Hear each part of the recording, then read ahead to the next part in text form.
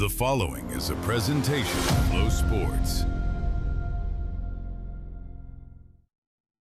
It's time to double down. It's time to raise the stakes. And it is time to go all in with the High Limit Sprint Car Series.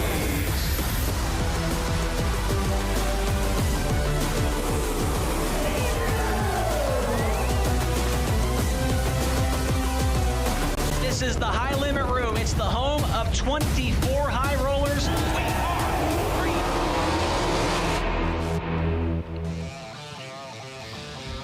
free. We wrap up the busiest stretch in High Limit Racing history here tonight at the Shelby County Speedway in Harlan, Iowa. It is the Iowa Lottery Shelby County Showdown with Interstate Batteries High Limit Racing, race number 22 of the 58 race schedule. My name is Chase Rodman. Tony Laporta down in the infield, bringing all the storylines from back in the pit area and down there in the infield as well. We are so excited you could join us here tonight on FloRacing.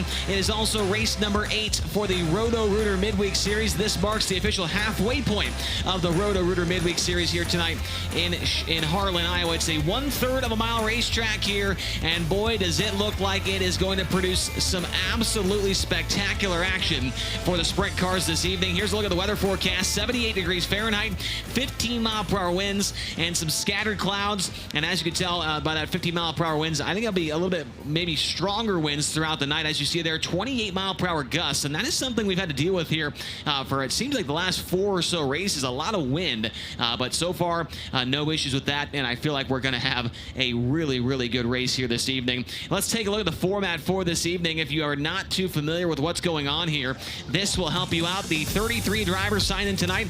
They have drawn a random number for their starting or their qualifying position. They'll be split into 2 different groups, Group A and Group B. The drivers in Group A will be in heat races 1 and 2. Group B, heat races 3 and 4. Top 5 drivers in each heat race will go to the A main. 2 of them going to the dash. The rest will go to the B main. There is that dash on your screen there. 8 cars in the dash, 7 laps. The finishing order of that will determine the first 4 rows of tonight's A main. The cars that didn't transfer from the heat race, they will go to a B main, where the top 4 will transfer from that and go 12 laps, and the rest would be done for the evening. That sets us up for a $12,000 to win feature for 30 laps, 24 cars strong in that main event here later on in the evening. Here's a look at the notable entries. Who is in the field here tonight? John Carney going to stay with the Rodney Huban team. He'll be back in that 11 car tonight. Tim Estenson making his 2nd start in 2 years in a 410 sprint car. He's also the only other former 410 winner here in the field tonight. Brian Brown, 410 winner here at Shelby County, Brian Brown rejoins the series tonight. Riley Goodnow in the Knoxville, Iowa in the 22 car. Jai Corbett from down in Gympie, Queensland, Australia. Casey Kane, the Macri Motorsports 39M. Jamie Ball, Kyle Larson is here as well. JJ Hickle and Sam Henderson is joining the fun here tonight as well in car number 83. Here are the track facts about Shelby County Speedway. We're here in Harlan, Iowa, and this track did get reconfigured here very recently back in 2022 to this 1/3 of a mile length they are now showing us here, and the track record was set not too long ago by Garrett Williamson on September 8th of 2023. Turned in an 11.183 second lap time, 11183, and there have only been 3 410 sprint car races held here at Shelby County in the past. That was during the Cyclone Classic, a 2-day show here in 2023, and then in 2024 that was the race that Tim Estenson won with the MSTS 410s that came through here for 1 night and 1 night only. Now let's take a look at the odds for tonight when it comes to winning tonight's main event.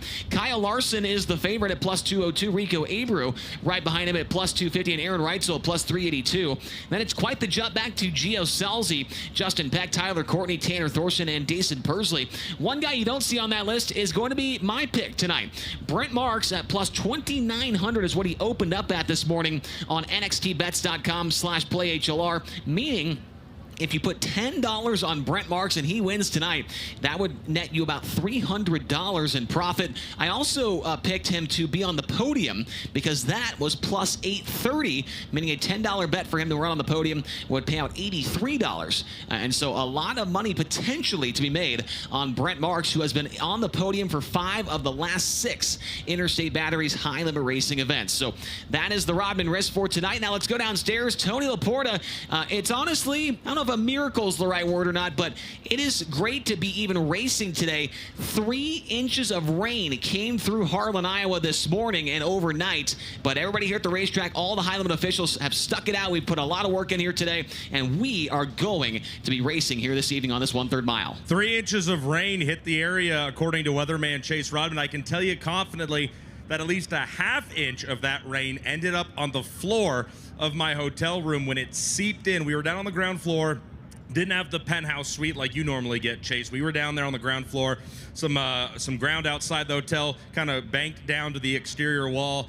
My bed was up against that, and we took in a little bit of water last night. Everybody survived. We didn't go down with the ship, and we are glad to be on track, as you said. Yes, not a miracle exactly, but a lot of hard work put in by both the staff here at Shelby County as well as everybody on the ground here with High Limit Racing. Was not sure we would see cars on track here earlier this morning, but as always, these two groups put their heads down, went to work, and we are racing. Look at that shot right there of the standing water still in turn 1, but the track looks great. The pits have dried out. They were out there tractoring those, so we are ready to go racing. Brent Marks, you just talked about him. He's the Rodman Risk. That's unfortunate. I hope he knows that and can do his best to fight through that adversity. I got to talk to Marks in the pit area a little while ago and just learn about what it's like chasing a championship here with Interstate Batteries High Limit Racing. Brent Marks, a hot streak of front stretch finishes for you as of late. I think 5 podium finishes in a row coming up to Eagle. But I want to talk about life on the road with High Limit Racing. You know, you've been a part of this championship for now your 3rd season. What's it like out here going up and down the road chasing a championship?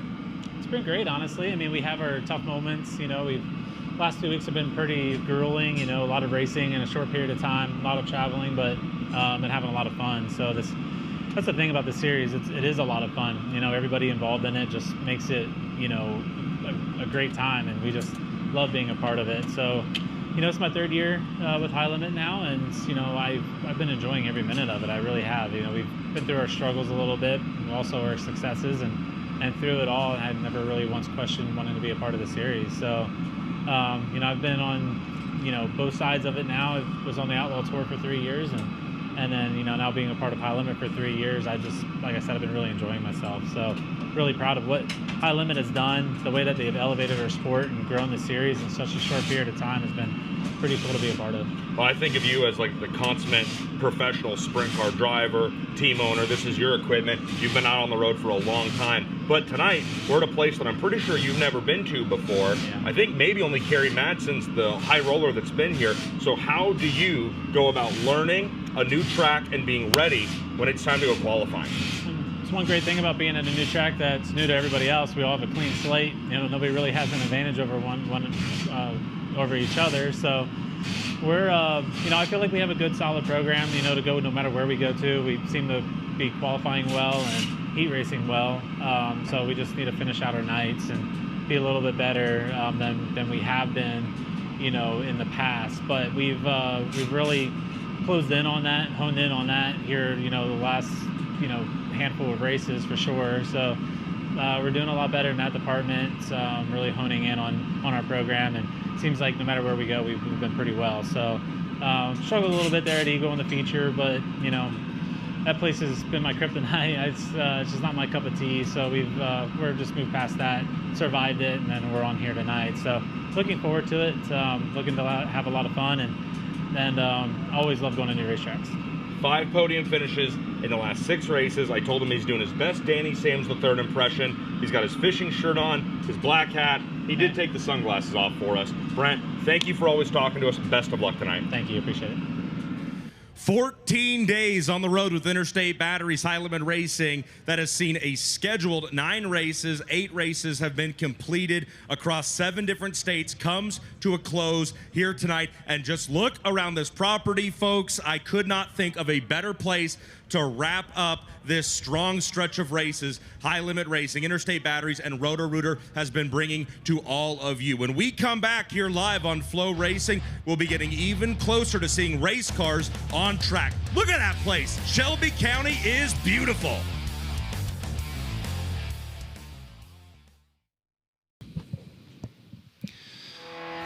Thank you to our partner Eclipse Claims, eclipsing insurance tactics and protecting your payout. Are you looking to land a career in racing, begin your education at the university that started it all? UNOH works with some of the nation's premier race teams and gives students the hands-on experience needed to launch their careers. Turn your passion into a career at unoh.edu. Lottery fans, come get your Lotto Insta-Play and Scratch tickets at the Iowa Lottery tent today. They'll be on site from 3:30 to 7:30 p.m. Enter to win tickets to Knoxville Raceway for later this summer, and any lottery purchase gets a spin on the prize wheel. Plus, make a $20 lottery purchase and get an exclusive High Limit Racing t-shirt. And welcome back to the Shelby County Speedway. It is the Iowa Lottery Shelby County Showdown in Harlan, Iowa tonight. And we are nearing Dirt Draft Hot Laps here in just a few moments as they perfectly manicured the track right in time for us to get cars onto the racetrack here for their practice session in just a few moments as they're wrapping up just one more lap here on the track. And then we should be able to get them out there for those practice and hot lap sessions. And as I say that, here comes the first group of hot laps now. Before we do that, though, let's meet our 15 full-time high rollers. Rico Abreu, St. Helena, California. Aaron Wrightsville, Clute, Texas. Giovanni Scelzi, Fresno, California. Tanner Thorson, Minden, Nevada. Justin Peck, Monrovia, Indiana. Tyler Courtney, Indianapolis, Indiana. Kerry Madsen, St. Mary's, New South Wales, Australia. Brent Marks, Myerstown, Pennsylvania. Jason Persley, Locust Grove, Oklahoma. Tanner Holmes, Jacksonville, Oregon. Cy Lynch, Apollo, Pennsylvania. Brennan Crouch, Lubbock, Texas.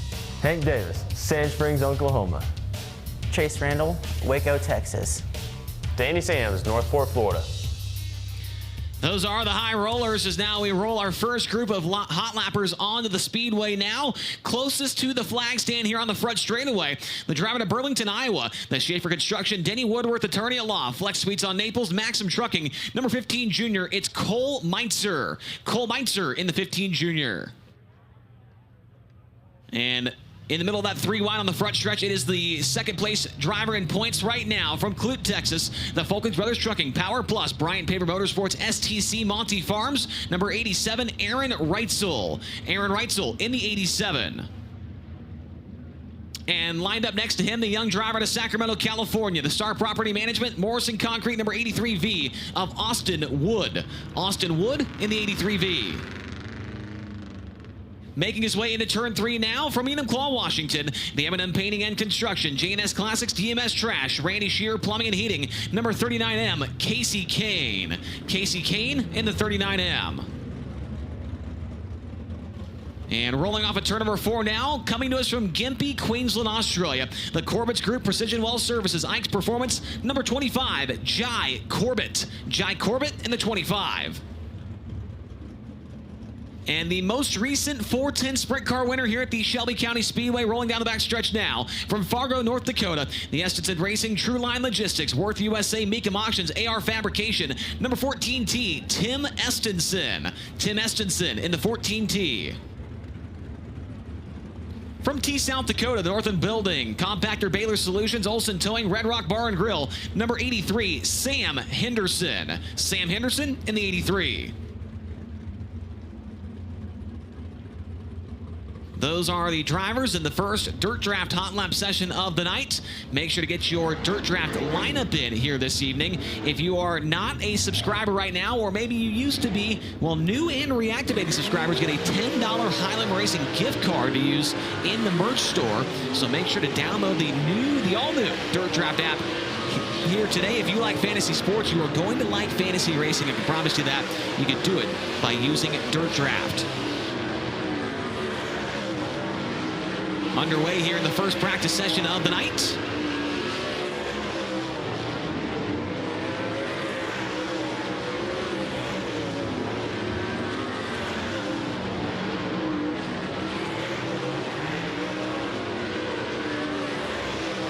Fastest lap time so far is by Cole Meinzer at a 13.098.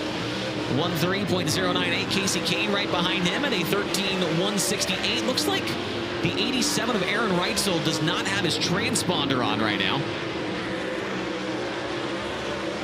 There's also one other car that I'm trying to figure out who also does not have the transponder, but Aaron Reitzel certainly does not. Casey Kane now into the mid-12s at a 12.512. He's followed by, now passed by Austin Wood to a 1.2512. And so that will conclude that first dirt draft practice session of the night. Austin Wood at a 12.512 is the fastest driver so far. Casey Kane in second at a 12.682. Jai Corbett third, a 12.837. Sam Henderson fourth, a 12.884. And Cole Meinzer a 13.002, followed by Tim Estenson at a 13.057. Remember, Aaron Reitzel in that group did not have his transponder on the car, so he did not have a time on the 87. Session number 2 of Hot Laps now rolling onto the racetrack, and there is Jacob Peterson from Hartford, South Dakota, the Sioux Falls of Kenworth, American Truck Store, Uncle Ed Specialty Meats, Dakota Cub Aircraft, number 80P. From Ankeny, Iowa, the Heartland Steel and Telesense, Higherview Enterprises, C&D Elevator Construction, number 44, Chris Martin. Chris Martin in the 44. And lined up next to him from Fresno, California, the Chili's, Spire Motorsports, Carmen Trucking, Ziegler Auto Group, Gainbridge, number 77, Hot Sauce, Giovanni Selzi. Gio Selzi in the 77. And also getting fired off into turn 1 now from Minden, Nevada, in the JST Motorsports Smith Titanium Factory Kane. Maxima Racing Oils, Mesilla Valley Transportation, number 88, Tanner Thorson. Tanner Thorson in the 88. And the only high roller with some experience here at Shelby County, also on the Speedway from St. Mary's, New South Wales, Australia, in the Maxim Trucking, TK Concrete, Logan Contractor Supply, Rexco Equipment, Zip Bonds, number 55, the Madman, Kerry Madsen. Kerry Madsen in the 55. And there is one of our Racer Dean Foundation Rookie of the Year contenders out of Sand Springs, Oklahoma. The Michael Dutcher Motorsports, Lifestyle Homes, Big Rig Repair of Indiana, Avanti Industries, Parallax Group, number 17 GP, Hank Davis. Hank Davis in the 17 GP.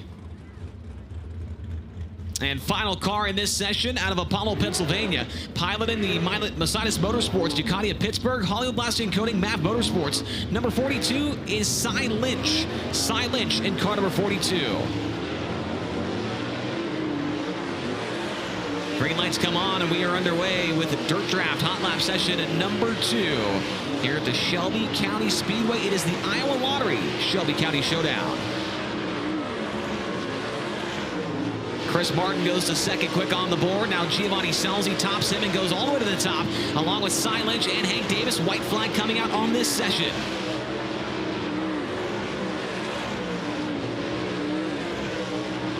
Kerry Madsen turns in the first 11-second lap of the night, 11.938 for the Madman.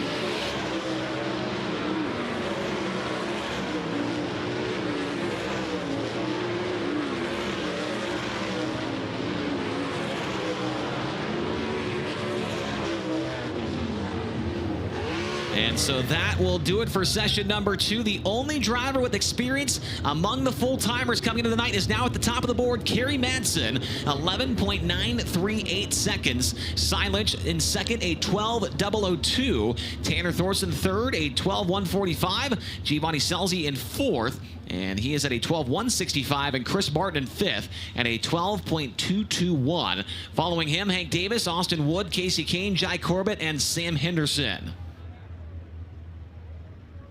Drivers in session number 3 making their way onto the front straightaway now. Out of Northport, Florida, driving the Global Link, Moxie Performance Advisors, GSR Racing, CSI Shocks, Impact Signs. Number 24D, that is the Florida Man, Danny Sams III. Danny Sams in the 24D. And driving the yellow, white, and black number 19 car here on the front straightaway from Myerstown, Pennsylvania, the McGrewBid.com, Baps Paint, Livewire Customs, number 19, it's Brent Marks. Brent Marks in the 19. And there is the defending series champion and the winner at the Eagle Nationals on Tuesday night from St. Helena, California. The Tony Stewart, Kerr Union Racing, CarQuest, Sugar Bee Apple, Swan Island Sheet Metal, Waste Connections, number 24, Rico Abreu. Rico Abreu in the 24. From Lubbock, Texas, driving the Horizon Whiskey, Nice Crete and Landis, PhilPools.com, High Performance Lubricants, RB Ranch, number 5, Brenham Crouch. Brenham Crouch in the number 5. Also on the racetrack, making his way down the front straightaway from Jacksonville, Oregon, the Jugo Superfoods, Pella, Avanti Windows and Doors, Big Spring Car Wash, Water Treatment by Design, Junetta Concrete, number 13, Race Redeem Foundation, Rookie of the Year contender, Tanner Holmes. Tanner Holmes in the 13. And from Papillion, Nebraska, the Backlund Plumbing, CNS Motorsports, Speedway Motors, Containers to Go, number 81, Cole Vanderheiden. Cole Vanderheiden in the number 81. Final car in this session is Kobe Workmeister from Armour, South Dakota, the Workweld Rex Winkle Concrete, Central Plains Automation, Votes Repair, number 31. Those are the drivers in the third of 5 dirt draft practice sessions here tonight at the Iowa Lottery Shelby County Showdown. As you see Brent Marks there rolling it down the back straightaway. Marks coming into this race off of a 12th place effort on Tuesday night at the Eagle Raceway for the FK Rod-Ends Eagle Nationals. Looks like had to do a little handoff here on the front straightaway between a high limit official and the flagman down here. So waiting on something to be, looks like maybe the flagman needing a new radio. And so that is what we were waiting on there. Want to make sure the flagman knows when to throw the yellow and throw the green from our race director, Mike Hess. Getting a look at Danny Sams as he comes down the front straightaway in that orange, blue, and black number 24D. Danny, unfortunately, not able to make the feature on Tuesday at Eagle Raceway, but this looks like a track, Tony, that could be right up his alley. Yeah, I think so. It looks very, very racy, and everything I heard from most of the drivers out here in the pit area is they are excited to get on this track and learn about it a little bit more. Wanted to hit on something you said about the FK Rod-Ends Eagle Nationals, but we'll do that when we have a little bit more time later on. All right, thank you very much, Tony. We go green on session number 3 of practice here tonight at Shelby County Speedway. Kobe Workmeister to third quick, and now Brent Marks goes to the top in 11.832. Danny Sams, Rico Abreu, now Tanner Holmes goes to the top.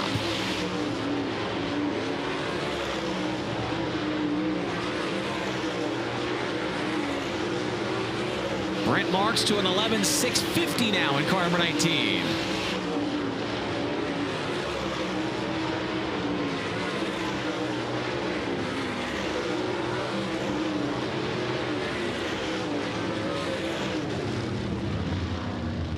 Well, drivers in that session moving all into the top 5. Brent Marks now the fastest car, 11.650 seconds. Danny Sams in second at 11.806. Then Tanner Holmes in third, 11.817. Rico Abreu in 11.888. And Brenham Crouch in fifth at 11.922.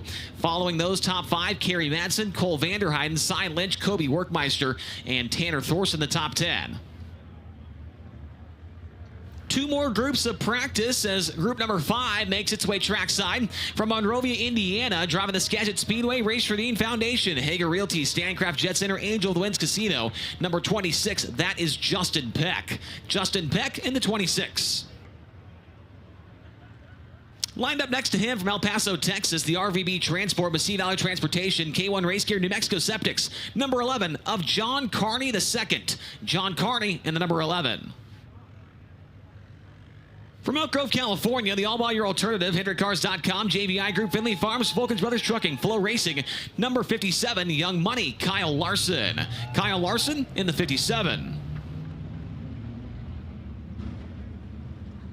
From Higginsville, Missouri, the Casey's FVP, Andy's Frozen Custard, Impact Signs, Dittsville Transfer, Wilkerson Crane Rental, number 21, Blackjack, Brian Brown. Brian Brown in the 21. And on the back straightaway now from Indianapolis, Indiana, the NOS Energy Drink, Spire Motorsports, Elliott's Custom Trailers and Carts, Brand Professional Agriculture, Gainbridge, number 7 BC, Sunshine, Tyler Courtney. Tyler Courtney in the 7 BC. Final car in this group from Quilcene, Washington, the DGRD Rengen Earthworks, Smith Titanium Rod and Supply, Kaiser Wheels, number 6, JJ Hickel. JJ Hickel in the number 6. Those are the drivers in session number 4 of Dirt Draft Hot Laps for Roto-Rooter Midweek Series event number 8. It's the Iowa Lottery Shelby County Showdown here in Harlan, Iowa. Very nice crowd making their way here into the grandstands. And you got 2 very different types of grandstands I've noticed here at Shelby County. You got the old, kind of old school fairground grandstands. You see those top left of your screen with the roof over the top. And they've got some kind of newer aluminum bleachers on the right side of the screen there as well. And I've been told those are relatively new. The ones on the backstretch are very new to the track as well. They've making a lot of improvements to this facility over the last couple of years. Green flag is out. Justin Peck, Tyler Courtney all into the top 5 along with JJ Hickel.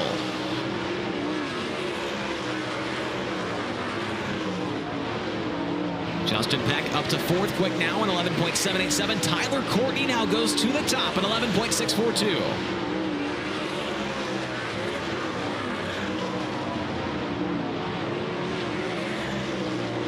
Checkered flag being displayed. Drivers finishing up their lap times now. And that will wrap things up on session number 4 of practice. New name at the top of the charts. It's the 7 BC of Tyler Courtney and 11.642. Brent Marks in 2nd. JJ Hickel goes to 3rd quick and 11.663. Kyle Larson 4th at 11.716. And Justin Peck in 5th and 11.743. Danny Sams, Tanner Holmes, Brian Brown, Rico Abreu, and John Carney go to the top 10. This will be our final group of practice, now rolling onto the track. From Waco, Texas, the Bush's Chicken 2 Worlds Equestrian, Kaiser Wheels Outlaw Wing, Smith Titanium. Number 9R, the quickest chicken, Chase Randall. Chase Randall in the 9R. And the blue number 9 lined up next to him is out of Locust Grove, Oklahoma. The Casey Kane Raceway, Mike Curb, Napa, Brumos Collection, Ballard Products, Carver Corporation. Number 9, Dason Pursley. Dason Pursley in the number 9. And from Ankeny, Iowa, the Heartland Steel and Telesense, Higher View Enterprises, C&D Elevator Construction, number 4 of Cameron Martin. Cameron Martin in the number 4. And from Knoxville, Iowa, the Renz Motorsports, Pella Motors, Mike Kleck Paving, Randall Roofing, number 4W, Jamie Ball. Jamie Ball in the 4W. And also from Knoxville, Iowa, the Quality Striping, Schilling Excavating, DDI Fabrication, Camden Signage, number 22, driven by Riley Goodnow. Riley Goodnow in the 22. And there is Gage Polkerbeck, the final car in this session. Gage is out of East Grand Forks, Minnesota. Behind the wheel of the Pro C, JW Repair, Ekman Dental Arts, Phil Thompson Associates, number G5.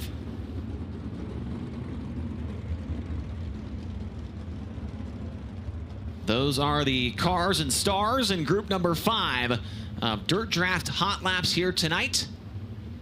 And it looks like we are having the push trucks come out for just a moment and work in that top side of the racetrack. And so remember the track record, 11.1. We are about a half second off of what that was. And 11.642 by Tyler Courtney. Track record 11.183 by Garrett Williamson. And so I'd be pretty shocked if we picked up a half a second between now and qualifying, but you never know what's going to happen. We've already seen some crazy stuff this year with Interstate Batteries Highland Racing. I'll be honest, Chase, I did not know that Garrett Williamson held the track record here. We got to see him run to a very strong 3rd place just a couple of nights ago at the FK Rodden's Eagle Nationals. And I don't know if we've played it yet here tonight, but I know you can go to FloRacing and watch the After the Checkers interview that Brian Walker did with Williamson following that strong 3rd place run on Tuesday night in Eagle, Nebraska. It's a really good interview. Brian does a good job with all those, but I really liked the interview he and Garrett shot Found out a lot about Garrett's kind of background and upbringing. Him and Walker come from the same part of racing, and it's a really good interview. So again, if you have FloRacing, which you're watching this, so either you have FloRacing or you're on Amazon Prime and you should get FloRacing, check out that After the Checkers interview. It's very good. Yeah, we might play it for the fans as well later on during our Fan Fest. I was not able to watch that quite yet, so maybe we'll hit play on that during Fan Fest coming up after qualifying. As we are underway, our final practice session of the night is underway here in Harlan, Iowa.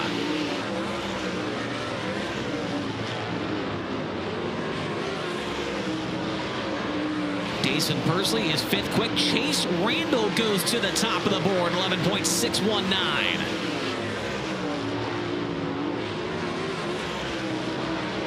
Now Jason Persley back to the top. Randall takes it right back away, 11.570.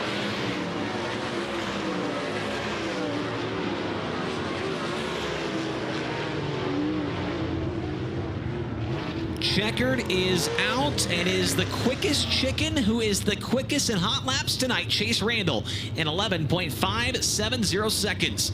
Jason Persley in second, 11.591. Tyler Courtney third in 11.642. Brent Marks fourth, 11.650. And J.J. Hickle in fifth, 11.663. Kyle Larson, Justin Peck, Jamie Ball, Danny Sams, and Tanner Holmes, the 10 fastest cars tonight in practice.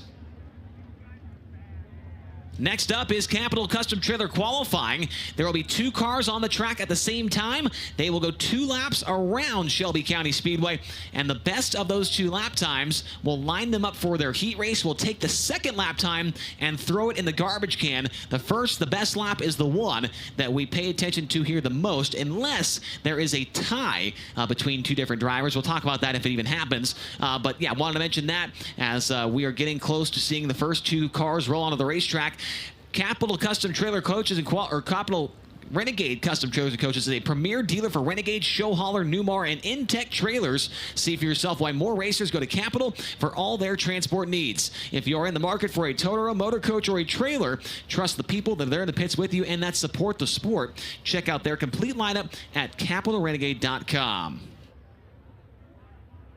Want to say hello to our viewers watching on FloRacing 24/7. Thanks for tuning in. For even more racing action, stream FloRacing anytime in the Flow Sports app. And we are talking to you folks watching at home on Amazon Prime, on Fubo, on Roku as well. Want to say hello to all of you. Hopefully you enjoy the show tonight. Maybe this is your first time watching a sprint car race, and hopefully it's a good one, number one. And number two, hopefully you want to join us a whole lot more, and you can pick up a FloRacing subscription to watch Interstate Batteries Highland Racing all season long. We've still got a lot of races to get to. Tonight is race number 22 out of 58 in 2026. Track record, as we mentioned, Garrett Williamson, 11.183, set back on September 8th of 2023.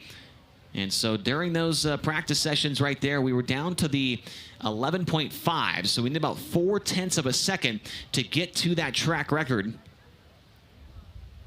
Tonight, just the 4th ever 410 sprint car race to be held here at Shelby County. The latest winner was Tim Estenson back in 2024, Tony. That's exciting, and you know what else is exciting, Chase, is how hydrated this track has gotten over the last 12 hours or so with some intense rainfall. It's almost as hydrated as I am, thanks to horsepower hydration. These hot, humid days, especially here in Iowa, and all summer, anywhere you're racing around the country, horsepower hydration does a good job of making sure you are prepared to tackle whatever the race day and race night may throw your way. Have you had your horsepower hydration tonight, Chase? I sure did, Tony. I had the lemon lime flavor, but I am just waiting for the day that watermelon flavor comes out. I was told by a horsepower hydration CEO that is the next flavor to come out for horsepower hydration. It is watermelon, which is my favorite flavor of just about everything. That is exciting. Watermelon is a delicious flavor. Also, way to subtly drop in there that you have conversations with CEOs. We get it. You're big time. But yeah, honestly, it's a great way to make sure you're hydrated. You're out here at the track, you sweat a bunch, you need to stay hydrated to make good decisions. And so it's pretty cool that there is something within the racing industry designed for the people who are out here, whether you're watching in the stands, competing, working in the pits, it doesn't matter. It's pretty cool that there is a racing-focused hydration supplement out there. Horsepower Hydration checks all of those boxes. It certainly does. You can go to their website and pick up either the berry or the lemon lime flavor by going to horsepowerhydration.com and checking them out on there. And as Tony mentioned, it was made by racers for racers, and not just racers, but the fans, of course, that follow dirt track racing as well. Getting a good look over the overhead shot at Shelby County Speedway, and I was talking to Tanner Thorson a little bit earlier on today, and he did make the comparison a little bit to the Fairbury Speedway in Illinois, and this is a track that really reminds me of that. And we've seen some excellent racing, not just with the late models, but when sprint cars go to Fairbury on a very rare occasion, they put on some incredible shows. Shelby County looks a lot like it to me. As we come to the green on our first two qualifiers tonight, out of Enumclaw, Washington, the M&M Painting and Construction, J&S Classics, DMS Trash, Randy Shearer Plumbing, and Handy number 39M. Here is Casey Cade. And joining him out of Gympie, Queensland, Australia, the Corbett's Group, Precision Well Services, Ike's Performance, number 25, Jai Corbett. Jai Corbett and Casey Cade.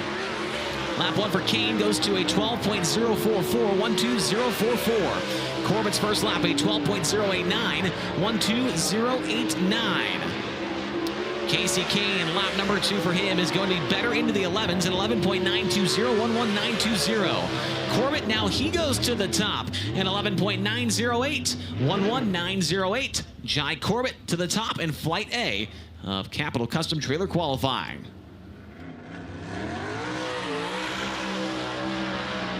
From Clute, Texas, the Fulkins Brothers Trucking Power Plus, Brian Paper Motorsports, STC Monty Farms. Number 87 here is Aaron Reitzel. Aaron Reitzel in the 87, and joining him out of Fargo, North Dakota, the Essence Racing, True Line Logistics, Worth USA, Meekum Auctions, AR Fabrication. Number 14, Tim Estenson.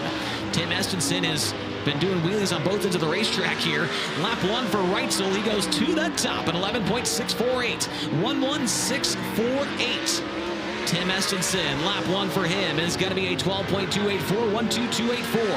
Reitzel on lap number 2, better in 11.613, 11613. Make that Reitzel goes to the top. And Estenson, lap 2 is better into the 11s and 11.986, 11986. Estenson 4th, and Reitzel goes to the top.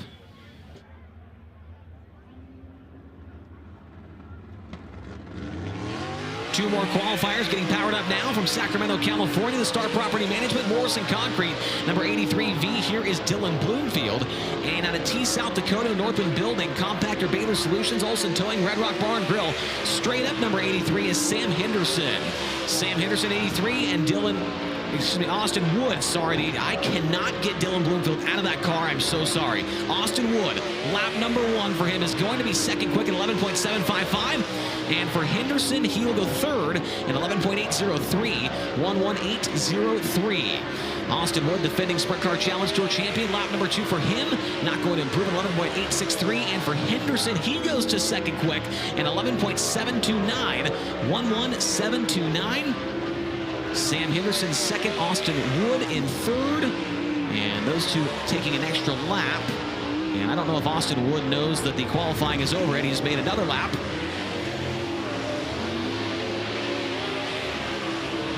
As Wood and Henderson are still going around the racetrack. I'm not sure if they realize this is qualifying and not hot laps. But we need to go yellow to get both drivers off the track on the back straightaway.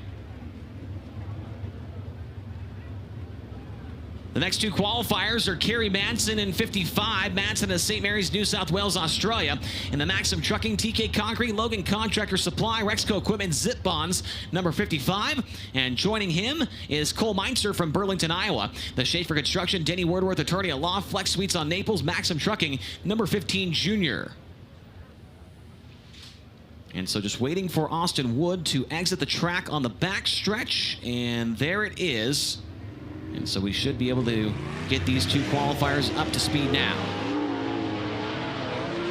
Kerry Madsen, the only full-time high roller with experience here at Shelby County. He was 6th with MSTS 2 years ago, and he will take the green flag this time by. Cole Meinzer was 13th in that same race here 2 years ago. Lap 1 for the Madman coming up. It's going to time in to the top at 11.561. 11561. Cole Meitzer's first time by will be 8th quick, a 12.102. 12102. Kerry Madsen, lap number 2, would have still been to the top. It's a little bit slower, though, in 11.600. First lap better, 11.561. And for Cole Meitzer, going to slow down, a 12.268. First lap better, 12.102. But Kerry Madsen now goes to the top of the board, 11.561. 2 more qualifiers set to get onto the racetrack from Minden, Nevada. The JST Motorsports Med Titanium Factory Cane, Maxima Racing Oils, Massey Valley Transportation, number 88. Here is Tanner Thorson. And joining him from Sand Springs, Oklahoma, the Michael Dutcher Motorsports, Lifestyle Homes, Big Repair of Indiana, Avanti Industries, Parallax Group, number 17 GP. It's Hank Davis. Hank Davis, 17 GP. Tanner Thorson, 88. Lap 1 for Thorson. He will go 3rd, quick at 11.634.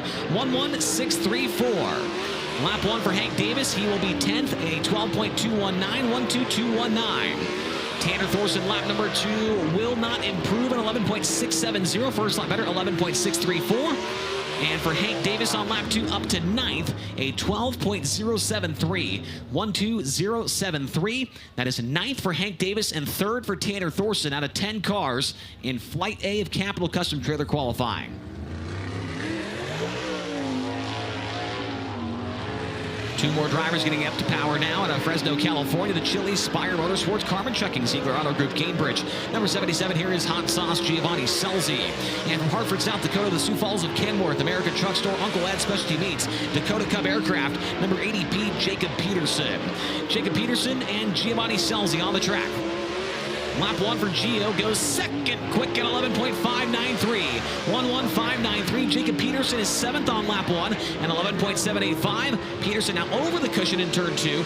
Lap number 2 for Gio goes to the top at 11.538. 11538. And for Jacob Peterson, going to slow down to a 12.897. He is going to stand on lap 1. 11.785 seconds. Giovanni Selzy, now the best driver in qualifying so far.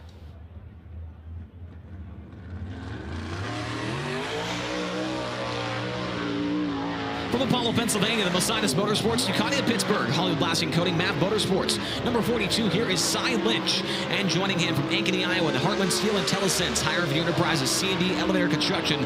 Number 44, Chris Martin. Chris Martin in the 44, Cy Lynch in the 42. Cy Lynch coming off a turn 4 to put lap number 1 in. It's going to be 7th fast at 11.760. 11760.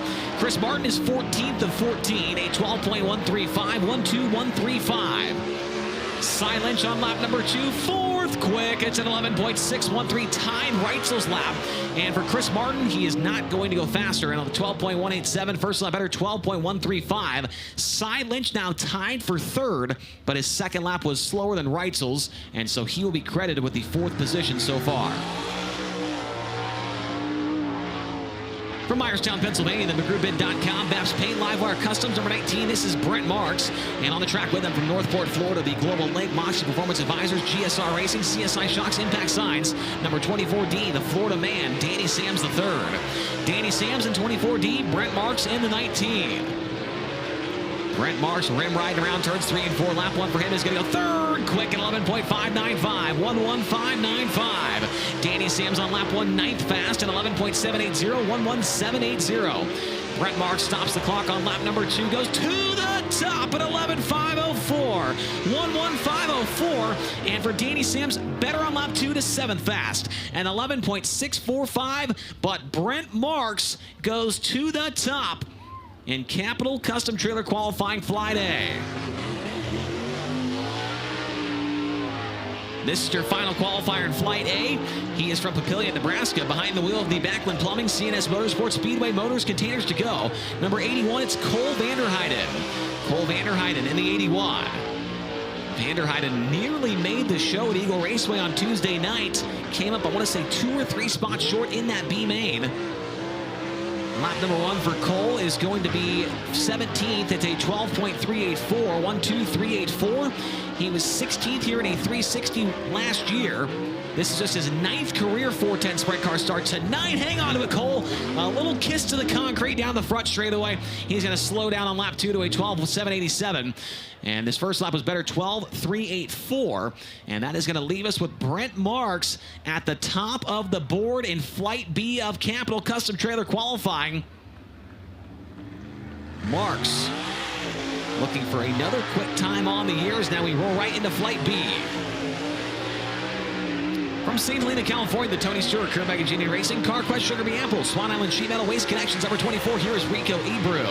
And out of Lubbock, Texas, the Horizon Whiskey, Nice Creek, LandisPhilPools.com, High Performance Lubricants, RB Ranch, number 5, Brenham Crouch. Lap 1 for Rico is going to be an 11.657, 11.657. Brenham Crouch, lap 1 is 11.846, 11.846.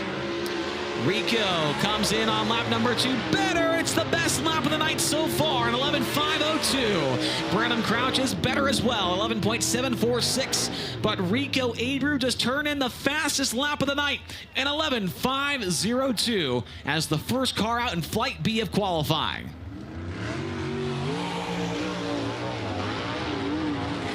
Next to qualify, he is from Jacksonville, Oregon. The Jugo Superfoods, Pella, Avanti Windows and Doors, Big Spring Car Wash, Water Treatment by Design, and Juliana Concrete, number 13 of Tanner Holmes. And out there with him, he's out of Armour, South Dakota, the Workweld, Rex Winkle Concrete, Central Plains Automation, Votes Repair, number 31 of Kobe Workmeister. Tanner Holmes on lap number 1 goes second quick. It's 11.513. 11513. Kobe Workmeister, a 12.126. 12126. Holmes 11/1000 off of Rico's first time by. Lap number 2 will not get there. An 11.770. First lap better, 11.513. And for Workmeister, just a little bit slower on lap 2 for him. A 12.184. First lap better, 12.126. Fourth for Workmeister and second for Tanner Holmes.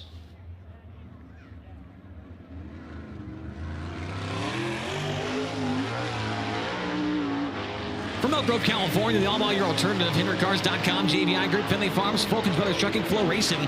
Number 57, here is Young Money, Kyle Larson. And of El Paso, Texas, the RVB Transport, Mississippi Valley Transportation, K1 Race Gear, New Mexico Septics. Number 11 of John Carney. John Carney in the 11, Kyle Larson in the 57. Kyle Larson on lap number 1, he'll go fourth fast at 11.876, 11876. And for John Carney, he'll go to the top 5, a 12.026, 12026. Kyle Larson, lap number 2 is better, but still fourth quick, an 11.746. He tied Brenham Crouch's lap time. And for John Carney, he is going to slow down to a 12.360. Brenham Crouch, however, has the tiebreaker over Kyle Larson, and so he will have the third position. Meanwhile, Larson is in fourth of 6 cars.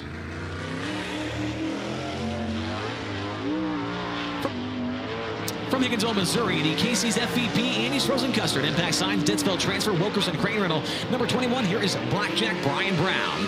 And from Indianapolis, Indiana, the NOS Energy Drink, Spire Motorsports, Elliott's Custom Trailers and Carts, Brand Professional Agriculture, Cambridge. Number 7, BC, Sunshine, Tyler Courtney. Tyler Courtney and Brian Brown on the racetrack. Brownie's first lap time will be into the top 5. Fifth quick, 11.906, 11906. Tyler Courtney on lap 1, he'll go fifth quick now, 11.775, 11775. Brian Brown, lap number 2, he is going to slow down to a 12.113. And for Tyler Courtney on lap number 2, he will slow down as well at 11.909. He will take lap 1, 11.775 seconds. That's fifth and sixth quick for Tyler Courtney and Brian Brown.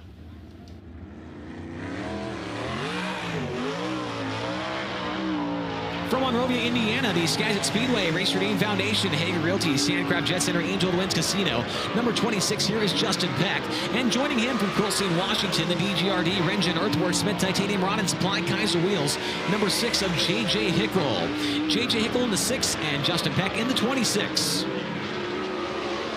Justin Peck on lap number 1. He'll go third quick at 11.732, 11732. J.J. Hickel fourth quick. Make that third quick for Hickel, 11.581, 11581. And for Justin Peck, he'll slow down, 11.793. First lap better, 11.732. J.J. Hickel, lap 2, he will slow down to a 12.236, but that first lap was third quick for J.J. Hickel, 11.581 seconds.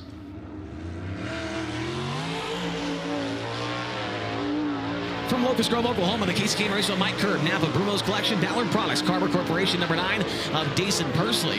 And from Ankeny, Iowa, the Heartland Steel and Telesense, Higher View Enterprises, C&D Elevator Construction, number 4 of Cameron Martin.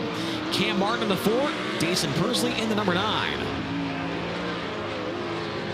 Both drivers tonight in their Shelby County Speedway debuts. Lap 1 for Dason is 8th. It's an 11.798, 11798. Martin comes across the line, nearly clipped the wall. He's 12th quick, a 12.432, 12432. Dason Persley, lap number 2, not going to do it. An 11.885, first lap better, 11.798. And for Cameron Martin on lap 2, he's better, but still 12th, a 12.409, 12409. And that should leave us with 4 more cars left to qualify. Here comes the driver that was fastest overall in hot laps earlier on from Waco, Texas. The Bush's Chicken, Two Worlds Equestrian, Kaiser Wheels, Outlaw Wayne Smith Titanium. Number 9R, it's Chase Randall. And on the track with him from Knoxville, Iowa, the Quality Striping, Schilling Excavating, DDI Fabrication, Camden Signage. Number 22, Riley Goodnow. Riley Goodnow in the 22, Chase Randall in the 9R. Randall really entered it on it in turn number 3. Lap 1 for him is going to come across as 12th quick, a 12.150, 12150. For Riley Goodnow, he is right behind Randall, 13th fast, a 12.217, 12217. Chase Randall, lap number 2 into the top 10. It's 9th and 11.853. And for Riley Goodnow, he's better on lap time but not position, a 12.190. For Riley Goodnow, and a 9th place effort for Chase Randall at 11.853. Should be your final 2 qualifiers now getting up to speed. From Knoxville, Iowa, the Renz Motorsports, Pella Motors, Mike Lett Paving, Randall Roofing. Number 4W, it's Jamie Ball. And joining him from East Grand Forks, Minnesota, the Pro Seed, JW Repair, Ekman Dental Arts, Phil Thompson, Associates, number G5, Gage Polkerbeck. Gage Polkerbeck in the G5, Jamie Ball in the 4W. Lap 1 for Jamie Ball will come in at 14th fast, a 12.357. Gage Polkerbeck is 12th and a 12.064, 12064. Jamie Ball did not qualify for the feature at Davenport earlier this year.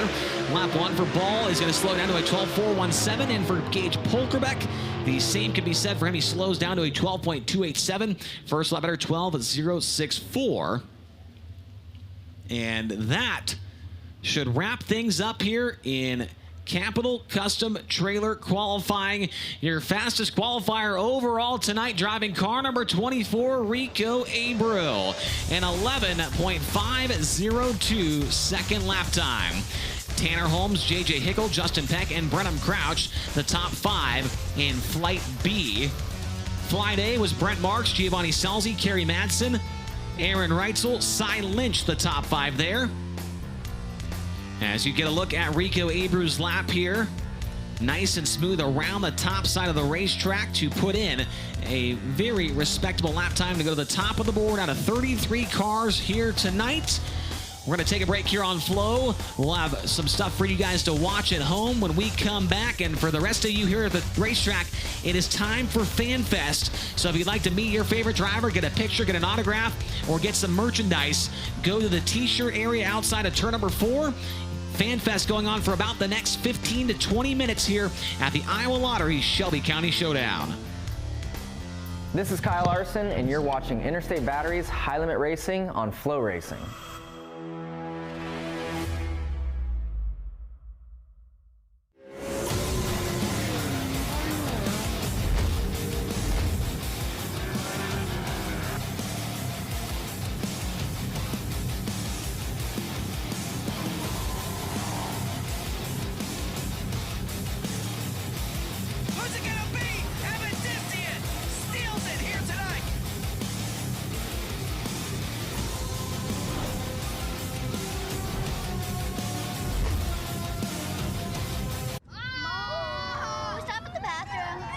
Gonna be a long drive.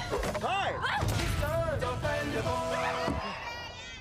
Why so let the brood spoil your mood? I got you covered. Silence is golden. Let's get rich. Wait, what does that do?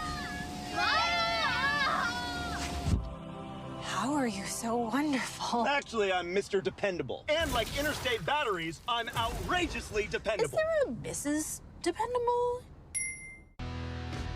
DMI is a leading manufacturer of steering, suspension, and driveline components of the sprint car industry. The line of Bulldog quick change rears featured unmatched reliability, innovation, and strength. DMI T-Rex torsion bars are the choice of the sport's top professionals who demand consistency and performance. DMI Bulldog components are proudly made in the USA in our Lancaster, Pennsylvania manufacturing facility. Visit diversifiedracing.com to learn more about the complete line of DMI racing components and Bulldog quick change rears. The new Dirt Draft app, faster, sharper, built to win. New lock windows and predictive contests. More ways to play, more ways to win. Lock in your drivers, watch the action, and become a fantasy champion. Every lap, every restart, every last lap slide job that moves you up the leaderboard. The green flag just dropped on the all-new Dirt Draft. Download it now at dirtdraft.com. Draft your team and get...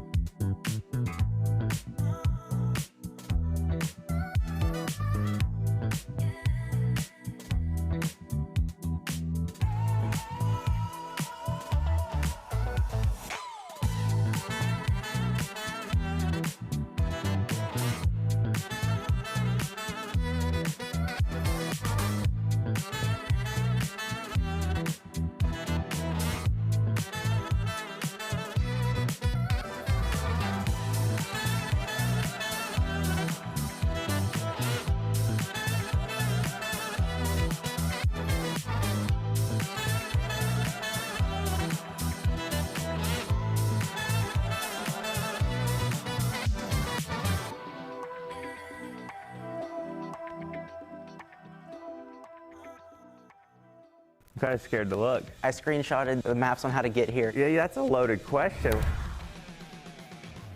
I don't know. Where's my phone? I'm kind of scared to look. Last photo on my camera roll right now is Probably the sunset here in Vegas. Thought it was pretty neat looking. I screenshotted the maps on how to get here because I was lost trying to get in. Did it work? It actually did, yes. a picture of Gus in our hotel room that I sent to my sister for her birthday today. I was obviously going through photos last. Oh, hell yeah, golf course I want to play in Phoenix. Bam.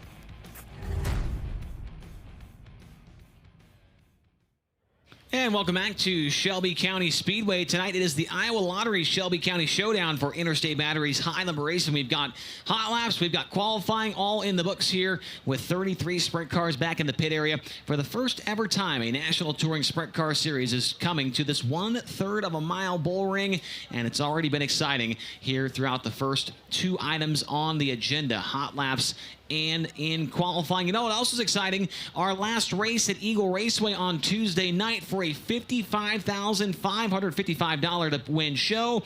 On the front row was the defending World of Outlaws champion David Gravel and the defending High Limit Racing champion Rico Abreu. Check out these highlights to see how it turned out. Let's go racing up at turn number 4. We are green. David Gravel gets the jump into turn 1 with the race lead. Around the outside comes Rico Abreu. He'll forge ahead down the back straightaway.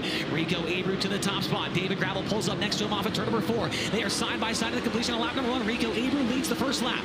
Abreu back to the cushion in turn 1. David Gravel tries to circle the bottom. Once again, they are side by side at the midpoint of the back straightaway. Abreu now shuts the door on David Gravel in turn 3. Gravel slides up the racetrack, and Rico's going to lead on lap number 2.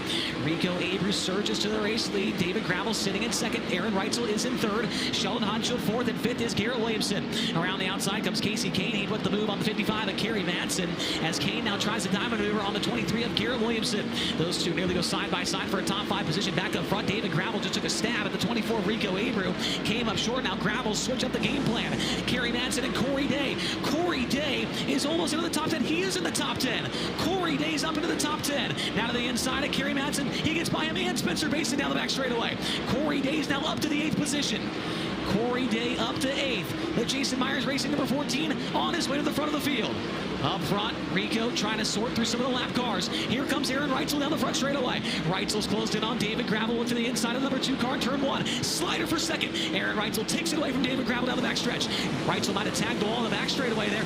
Gravel back to the inside, reclaims the second position. Reitzel back to the inside as they are trying to make it through some of the slower cars. The 42 of Silence right in front of now. Reitzel with a little pogo stick maneuver there. He'll get by David Gravel in turn 2. Aaron Reitzel now back to second. Rico splitting through a couple of lap cars. There are 4 lap cars between Reitzel and Rico Abreu. Abreu to the cushion in turn 2, gets by another car, the 45X of Reese Moran, and here comes Sheldon Hansfield. Hansfield getting by one of his championship. Oh, Reitzel just broke a right rear tire. The rear axle just broke on Reitzel's car. And Ryan Timms, trying to avoid, is going to keep the car fired. But the 87 of Aaron Reitzel just broke a rear end, it looked like, going into turn 3 while running in the second spot. This could be a disastrous night in the points for Reitzel as we go back to the green flag at the FK Roddens Eagle Nationals. Garrett Williamson gets by Sheldon Hansfield on the restart move. Garrett Williamson up to the 3rd spot as Rico pulls away from David Gravel down the back stretch. Corey Day lost a spot there on the restart as the 83 of Buddy Kofoid went by him, and now Ryan Timms working on the 14 car as well. Timms around the outside gets by Payday down the front straightaway. Casey Kane underneath of Sheldon Hansfield racing for 4th. They can't make the pass there, but behind Casey Kane is Spencer Baston. Kofoid here's a slide job for the 5th position, comes up short. Baston still has it. Corey Day, he sees an opening down low, but Kofoid goes down there anyways. Corey Day tries to run the bottom, pulls up next to the 83 of Buddy Kofoid. Now Kofoid turns the car to the left and blocks off the 14 car in turn 3. Kofoid sideways off of turn 4. Here comes Corey Day around the outside. Corey Day now up into the 6th position at the start-finish line. Corey Day from 20th to 6th in the first 23 laps of this main event. 17 laps ago. Car stopped in turn 2, yellow. Looks like some kind of rear end problem on the 13 for Tanner Holmes. And Brent Marks now into the top 10 with Casey Kane as we go back to the green.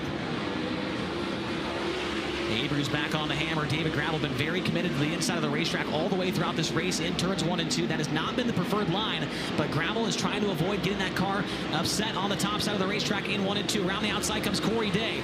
Day has made his way both by the 18 of Hodenshield and the 17 of Spencer Baston. Corey Day from 20th up to 4th now on the Trek Stecking number 14 car. He is catching up to the 23 of Garrett Williamson and Rico Abreu. He has got to get on the hammer and get on the hammer now because payday is on the way. Rico Abreu, his lead, almost a half straightaway on David Gravel. Here comes Corey Day. He sees Garrett Williamson out in front of him. He'll come off of turn number 4 and close in on the CSC Group number 23 car down the front straightaway. David Gravel has chopped the lead down just a little bit. That last time by for Abreu is 1.1 seconds the distance. Garrett Williamson in the back pocket of Gravel as well. Rico's got lap cars racing right in front of him side by side. Rico Abreu banana splitting through turns 1 and 2. He'll get by both the 45X and the 1K. That may be the winning move as the race for second is on. Garrett Williamson took it away from Gravel momentarily in turn 2. David Gravel gets back by the 23 car and now is still in that second spot. That time by Gravel 1.3 seconds behind as Rico is working on Tyler Courtney. Corey Day unable to do anything yet with the 23 of Garrett Williamson. Now Day is under fire. Here comes the slider from Sheldon Hodenshield. Hodenshield gets by the 14 of Corey Day. That's a race for the 4th position. Payday back to the inside. He'll reclaim it in turn number 2. Corey Day now back up to 4th. Hodenshield back to 5th. Now Hodenshield once again goes right back by Corey Day in turn number 3 and 4. Buddy Kofoid on the back bumper of Corey Day. He'll turn the car to the left, look to the inside of Payday, and throw a slider on that 14 car. Corey Day now slipping back through the top 10 here as this race progresses. This time by, here's the white flag presented by Allgaier Performance. 1 lap to go for Rico Abreu. Abreu down the back straightaway and into turns 3 and 4. It's going to be a $55,555 win for Abreu. He wins the FK Rod Ends Eagle Nationals. Second goes to David Gravel. Third to Garrett Williamson. We're wrecking in turn 4. And that was the last race out on Tuesday night at Eagle Raceway. Congratulations to Rico Abreu on that $55,000 win at the FK Rod Ends Eagle Nationals. Now let's take a look at the points after what was a wild night there. Rico won, and Aaron Reitzel finished dead last, and so that put Rico to the top of the points now, not only here in the full season, but also in the midweek series as well. Rico now with a 39-point advantage over Aaron Reitzel, 88 points back to Giovanni Scelzi, then 139 to Tanner Thorson, and 5th is Justin Peck at minus 159, followed by Tyler Courtney, Kerry Madsen, Brent Marks, Dason Persley, and Tanner Holmes. Now let's switch the page over because tonight is a Roto-Rooter midweek series event. Here are the points for that as well. Rico, with the issue for Reitzel, went by him and now has a 37-point lead over Justin Peck, a 38-point lead on Brent Marks, 44 back to Giovanni Scelzi, and 45 back to Reitzel. Tyler Courtney, Tanner Thorson, Brenham Crouch, Kerry Madsen, and Kyle Larson in the top 10 of the Roto-Rooter midweek series point standings. To our viewers watching on FloRacing 24/7, thanks for tuning in. For even more racing action, stream FloRacing anytime in the Flo Sports app. So for those of you watching on Prime, on Fubo, on Roku, all of those great channels, we hope that you enjoy the racing this evening for free and want to watch High Limit more often. If you want to do that, you got to have a FloRacing subscription. So you could do that by scanning the QR code on your screen, or maybe we'll see at one of our races here in the future as well. We've been meeting quite a few new fans to the sport here recently, and it has been awesome to see and meet up with those people at Interstate Battery's High Limit Racing events. We'll take a break here on FloRacing. We are about 9 minutes away from opening ceremonies getting underway at the Iowa Lottery Shelby County Showdown. I'm Giovanni Scelzi. You're watching Interstate Battery's High Limit Racing on FloRacing.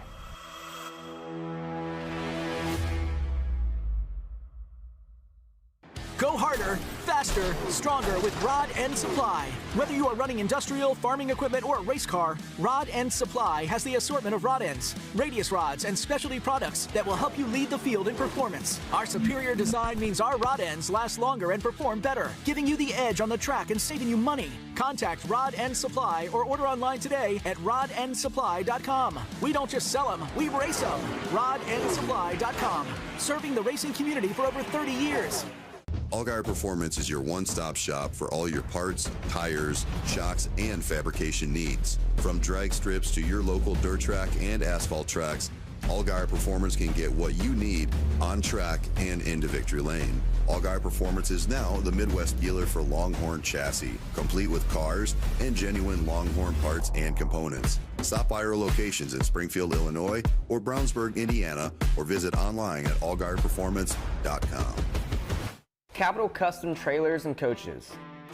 We are the #1 Renegade Toterhome dealer and the #1 Intech and Bravo Sprint Car Trailer dealer. No one sells more Toterhomes and Sprint Car Trailers than we do.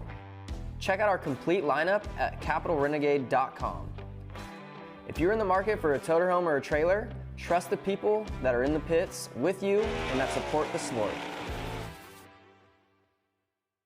Get a degree that puts you in the garage, the front office, and the spotlight with a motorsports marketing degree from the University of Northwestern Ohio. I'm big on understanding the business side of motorsports, and UNOH is equipping people to do that. From internships to real-world experience, social media and PR, to sponsorships and race day operations, this is the business behind the action. You can promote races, you can get to know the drivers, you can even do marketing for a driver. The starting line is waiting for you at UNOH. Hi! What are you doing? We're revving up this road trip. Did someone say road trip? I'm Mr. Dependable, and like Interstate Batteries, I'm outrageously dependable.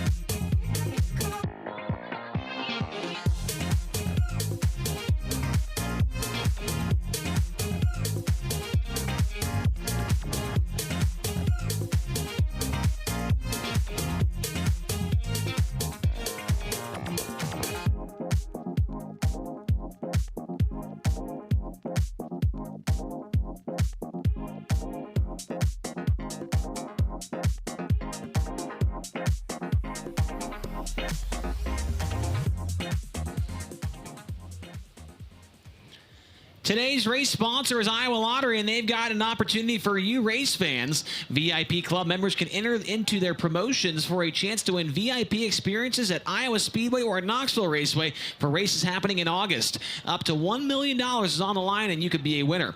Visit the Iowa Lottery tent today to find out more.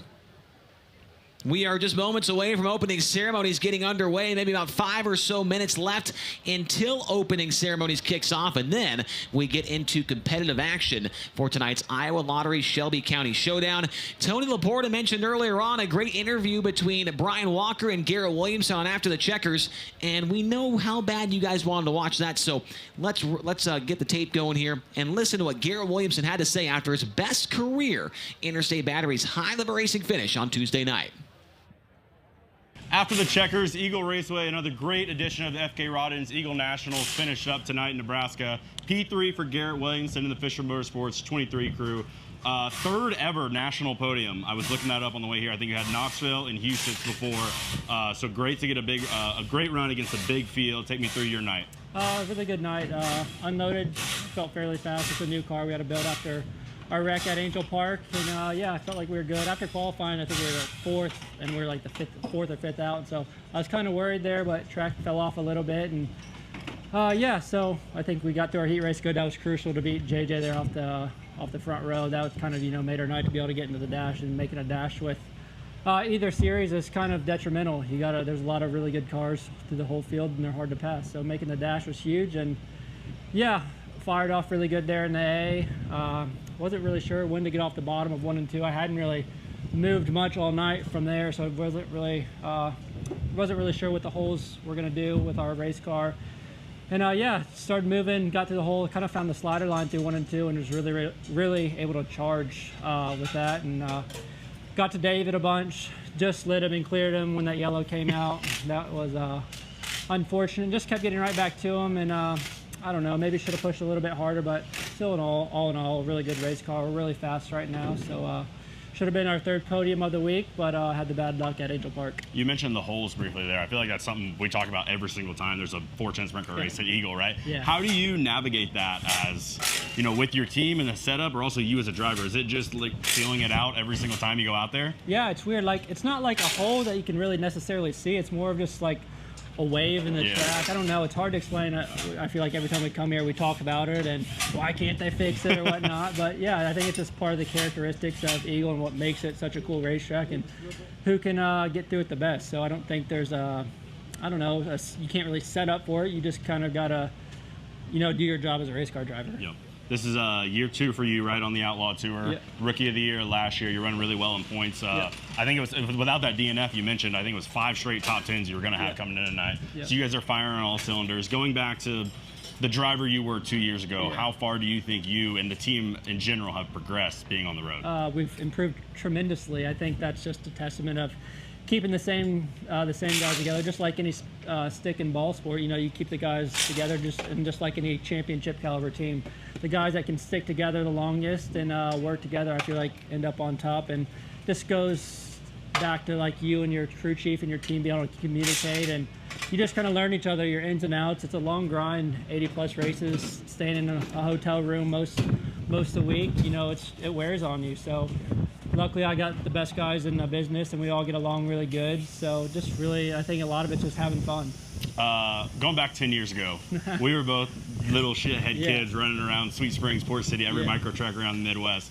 Tonight you run 3rd behind Rico Abreu and David Gravel. Like, looking back on your whole career, did you ever think you'd be here? No, I don't think either one of us would think we were here today. I always think back to your posts, like the Power Eye posts. I always think about those, like seeing you, how far you've came and like where we are, like we never would have guessed. So it's cool watching guys you grew up with succeed in the sport, just like you and a lot of guys I raced with. But no, never in a million years. I mean, 10 years ago, 2016, that was my first nationals I ever went to. The year that Jason won, I was like, man, how cool would this ever be to race here? And so yeah, it's fun to look back and see where life takes you. But yeah, just very fortunate to meet some of the best people in the sport, and luckily I'm still able to do it. So I think you just meet the right people, things happen for a reason, and you just got to keep plugging away. There you go. Yeah, you're doing it. Thank Garrett you. Williamson after the checkers, Eagle Raceway, strong podium with high limit. Nice job by Garrett Williamson on Tuesday night, and now we are ready for opening ceremonies here for the Iowa Lottery Shelby County Showdown. Let's go downstairs to Tony Laporta. Thanks, Chase. We're down here in what will become Whiskey Myers Victory Lane a little bit later on tonight after 30 laps of main event racing to find out who will stand on top of the Iowa Lottery Shelby County Showdown. Cassandra Trineri, we saw you back in Davenport, Iowa. Iowa Lottery was a part of that event. That was an exciting night of racing. I know you and your group are out at Knoxville pretty frequently. What do you make of these nights with high limit racing? Because we're glad to have you here. Well, we're just so excited to be a part of it, and just a small piece of what brings high limit to Iowa with some of the most loyal race fans. So I love the speed, I love the racetracks. It's been a lot of fun. Yeah, we think the same. That's why we love coming to Iowa. These tracks are so great. Shelby County looks phenomenal. What do folks need to know about the Iowa Lottery? Because I know you've got a lot of guests here. You've got some winners. They won the opportunity to be here. What's going on with the Iowa Lottery today? Well, we have over 200 lottery winners here tonight, so thanks for being here. Outside of that, we have a NASCAR promotion going on, so if you didn't get a chance to meet Kyle Larson out here today, we'll be giving away meet and greets for him at NASCAR. Just buy a Powerball ticket at any Iowa Lottery retailer in the state, get it entered in the VIP club, and you can see us at NASCAR. That's pretty cool. Now, if you don't play, you can't win the Iowa Lottery. Where can residents of this beautiful state go to pick up Iowa Lottery tickets and play? Well, just about any gas or grocery store. Hy-Vee, Casey's, Quick Start. We have 2,700 retailers in the state of Iowa.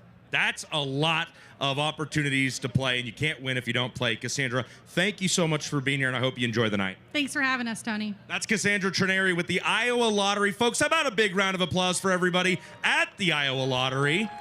for making these couple of races this summer with Interstate Batteries and Roto-Rooter High Limit Racing a possibility. At this time, we're ready to officially kick off opening ceremonies. So I ask if you are here in attendance with us tonight and are able to please rise as we welcome from Racers for Christ High Limit Racing Series Chaplain Lori Cutter as she leads us in tonight's invocation. Lord Jesus, we come with grateful hearts and acknowledge your blessings. Through every checker flag, we say thank you for gathering us here and on Flow to enjoy the sport we love and witness the racecraft of these talented drivers and crews. Thank you for this new track, the hospitality, the passionate fans, generous sponsors, and dedicated staff and teams who sacrifice the comfort of home to pursue the dream you placed before them. As we race tonight, place your veil of protection over this facility and everyone here, and watch over our armed forces serving near and far. Thank you for your faithful provision for safety on the highways and the racetracks, and for travel mercies when the night is done and we leave home. In Jesus' name we pray, amen. Thank you, Lori. Fans, we ask that you please remain standing. Gentlemen, remove cover as we honor America with a live performance of tonight's national anthem. Shelby County, to honor America, would you please welcome tonight's national anthem performer, Abigail Beaker.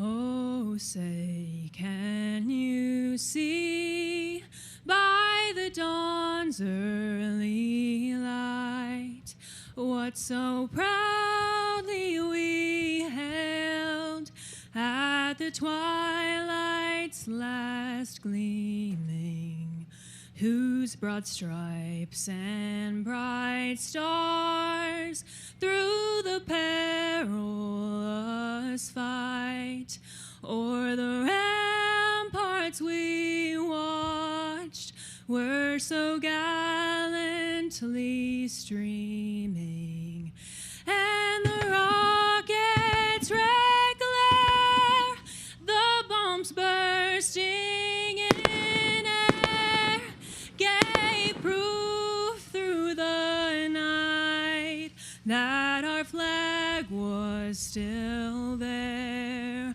Oh, say does that star-spangled banner yet wave o'er the land of the free and the home of the brave?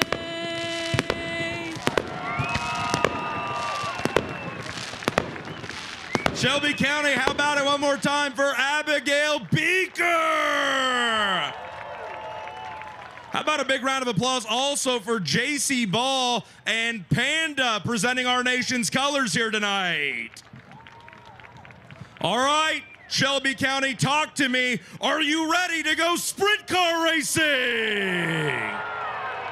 Good, because that's what we came here to do. Folks, with that, it's time to play with the Iowa Lottery. It's time to get sprint cars on track, and it's time to get all charged up with Interstate Batteries High Limit Racing.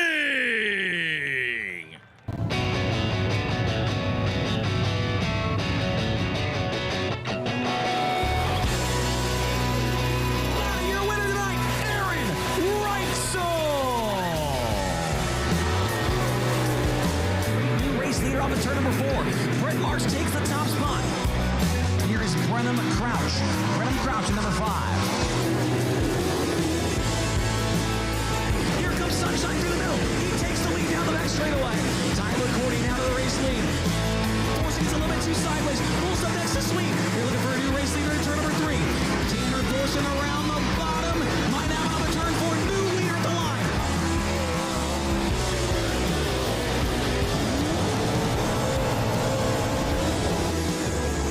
Drag race to the line.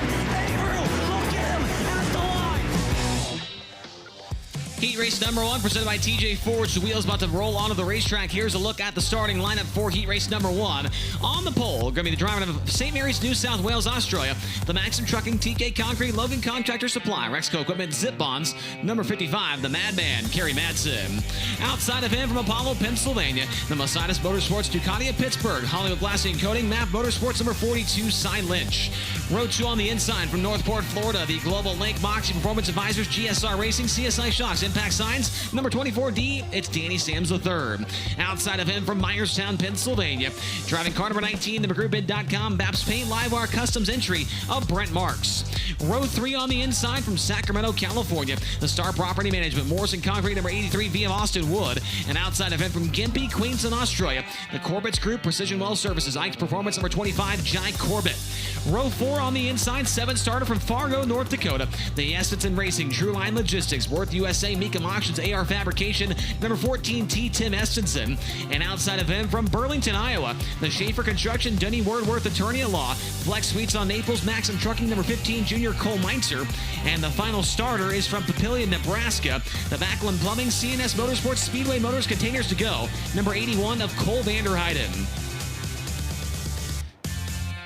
Each heat race will be 8 laps in distance, and the top 5 finishers will move on to tonight's A main event, while the rest will go to the B main. We will also take 2 cars from each heat race to the dash, and that will be the heat race winner and the fastest qualifier to finish inside the top 5. And so for this heat race, Brent Marks, keep an eye on him.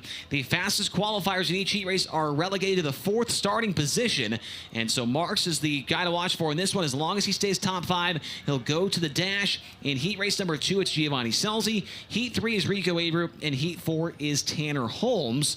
And so those drivers just want to run top 5. They don't have to win the heat race, but if they did win the heat race, that would mean they have the ace in the hole, and they would automatically start on the pole of tonight's dash as we now begin to fire engines for the first heat race of the night.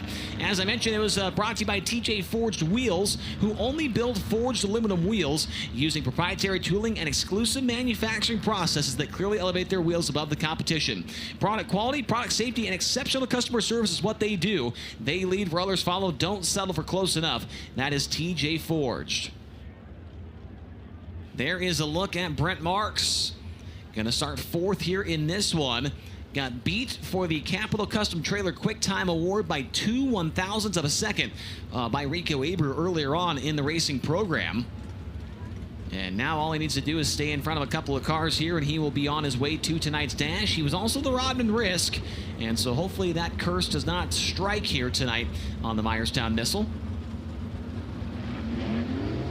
It'll be Kerry Madsen up front next to Cy Lynch. And the drivers are going to get a lap or 2 here to work in the racing surface. There was a little bit of water applying specifically to the top of the track during that downtime for FanFest. And so only about a lap or so for the drivers to kind of work that in, it appears, before the HendrickCars.com pace truck pulls out there onto the speedway.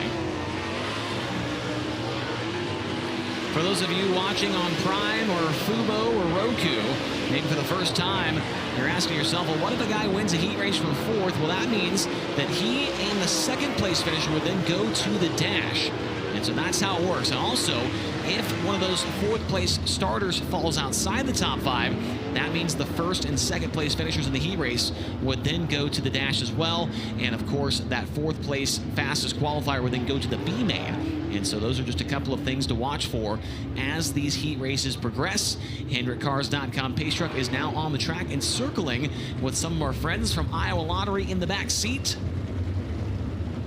Should be able to go green this time by Kerry Madsen, Cy Lynch, Danny Sams and Brent Marks, Austin Wood and Jai Corbett, Tim Estenson and Cole Meintzer, and then Cole Vanderheiden out back. Coming up to the UNOH starting zone in turn number 4. Madsen and Lynch are on the gas, and we are underway. Did a good jump at the front of the field for Kerry Madsen. Here comes Brent Marks around the bottom. He'll get by Cy Lynch and try to get by Danny Sams. He will get by Sams down the back straightaway. 3 wide back in the field as Jai Corbett, Austin Wood, and Tim Estenson going at it just outside of a transfer spot. Cole Vanderheiden started dead last on the field, and now he's up to 5th in the 81 car. Vanderheiden gets circled by the 25 of Jai Corbett down the back straightaway. Now Corbett's in the final transfer spot. Danny Sams back to 2nd across the line. Danny Sams slid in front of Brent Marks off at turn number 4. The Florida man back to P2. Brent Marks sitting in the 3rd spot. Jai Corbett's gotten by the 42 of Cy Lynch. Now put Lynch on the bump spot. He'll drive to the inside of Corbett. Tries a slider. He's going to now run the middle. And Lynch goes right back by the 25 car into turn 1. Cy Lynch now back to 4th. Brent Marks gets back by Danny Sams for 2nd. Racing all over the place at the Shelby County Speedway. Kerry Madsen will lead that time by with 4 laps down and 4 to go. Brent Marks trying to get away from Danny Sams. Now it's Cy Lynch underneath of Sams in turn number 2. Danny Sams back around the outside to maintain the 3rd position. Jai Corbett in the final transfer spot in car number 25. Cole Vanderheiden is about 10 car lengths behind him as the race for 3rd picks up in turn 1. Cy Lynch back across the nose of Danny Sams. Sams tries to cross him up, but Lynch goes down low and shuts the door on the Florida man. Florida man now under pressure. Here comes the 25 of Jai Corbett. They go side by side across the start-finish line. All of a sudden, Danny Sams goes from 2nd to the bump spot in the same heat race. Now Sams back underneath the Corbett down the back stretch as they come to the white flag, this time by Kerry Madsen. His lead over Brent Marks is about a half a straightaway. They'll come to the checker this time by in the TJ Forged heat race, and it will be Kerry Madsen with the win. Brent Marks ends up in 2nd, Cy Lynch in 3rd, 4th goes to Danny Sams, and 5th to Jai Corbett.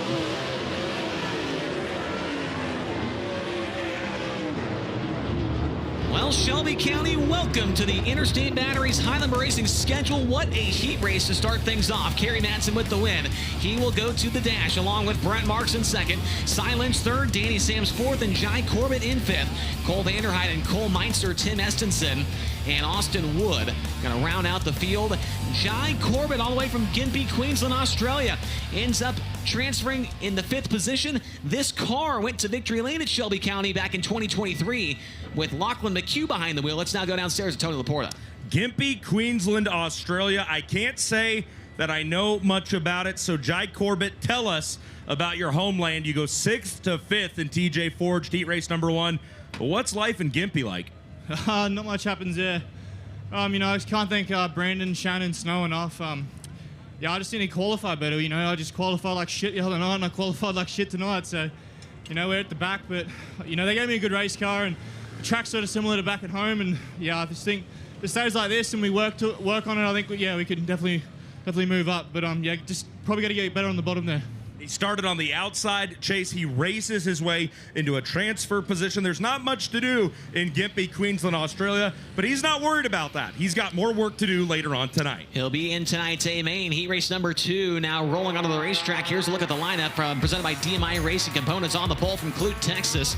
Driving the Fulkins Brothers Trucking Power Plus, Brian Paper Motorsports, STC Monty Farms, number 87. It's Aaron Reitzel. And outside of him from Minden, Nevada, the JST Motorsports Smith Titanium Factory Cane. Maximum Racing Oils with CLI Transportation, number 88, Tanner Thorson.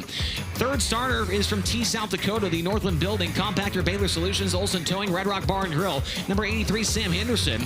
And outside of him, from Fresno, California, the Chili's Spire Motorsports, Carmen Chucking, Ziegler Auto Group, Gainbridge, number 77, Giovanni Selzy. The 5th starter is from Hartford, South Dakota, the Sioux Falls of Kenworth, American Truck Store, Uncle Ed Specialty Meats, Dakota Cub Aircraft, number 80, Jacob Peterson. And his outside from Enumclaw, Washington, the M&M Painting and Construction, JNS Classics, DMS Trash, Randy Shear Plumbing and Heating, number 39M, Casey Kane. And the final starters out of Sand Springs, Oklahoma, the Michael Dutcher Motorsports Lifestyle Homes, Big Rig Repair of Indiana, Avanti Industries, Parallax Group, number 17, GP, Hank Davis.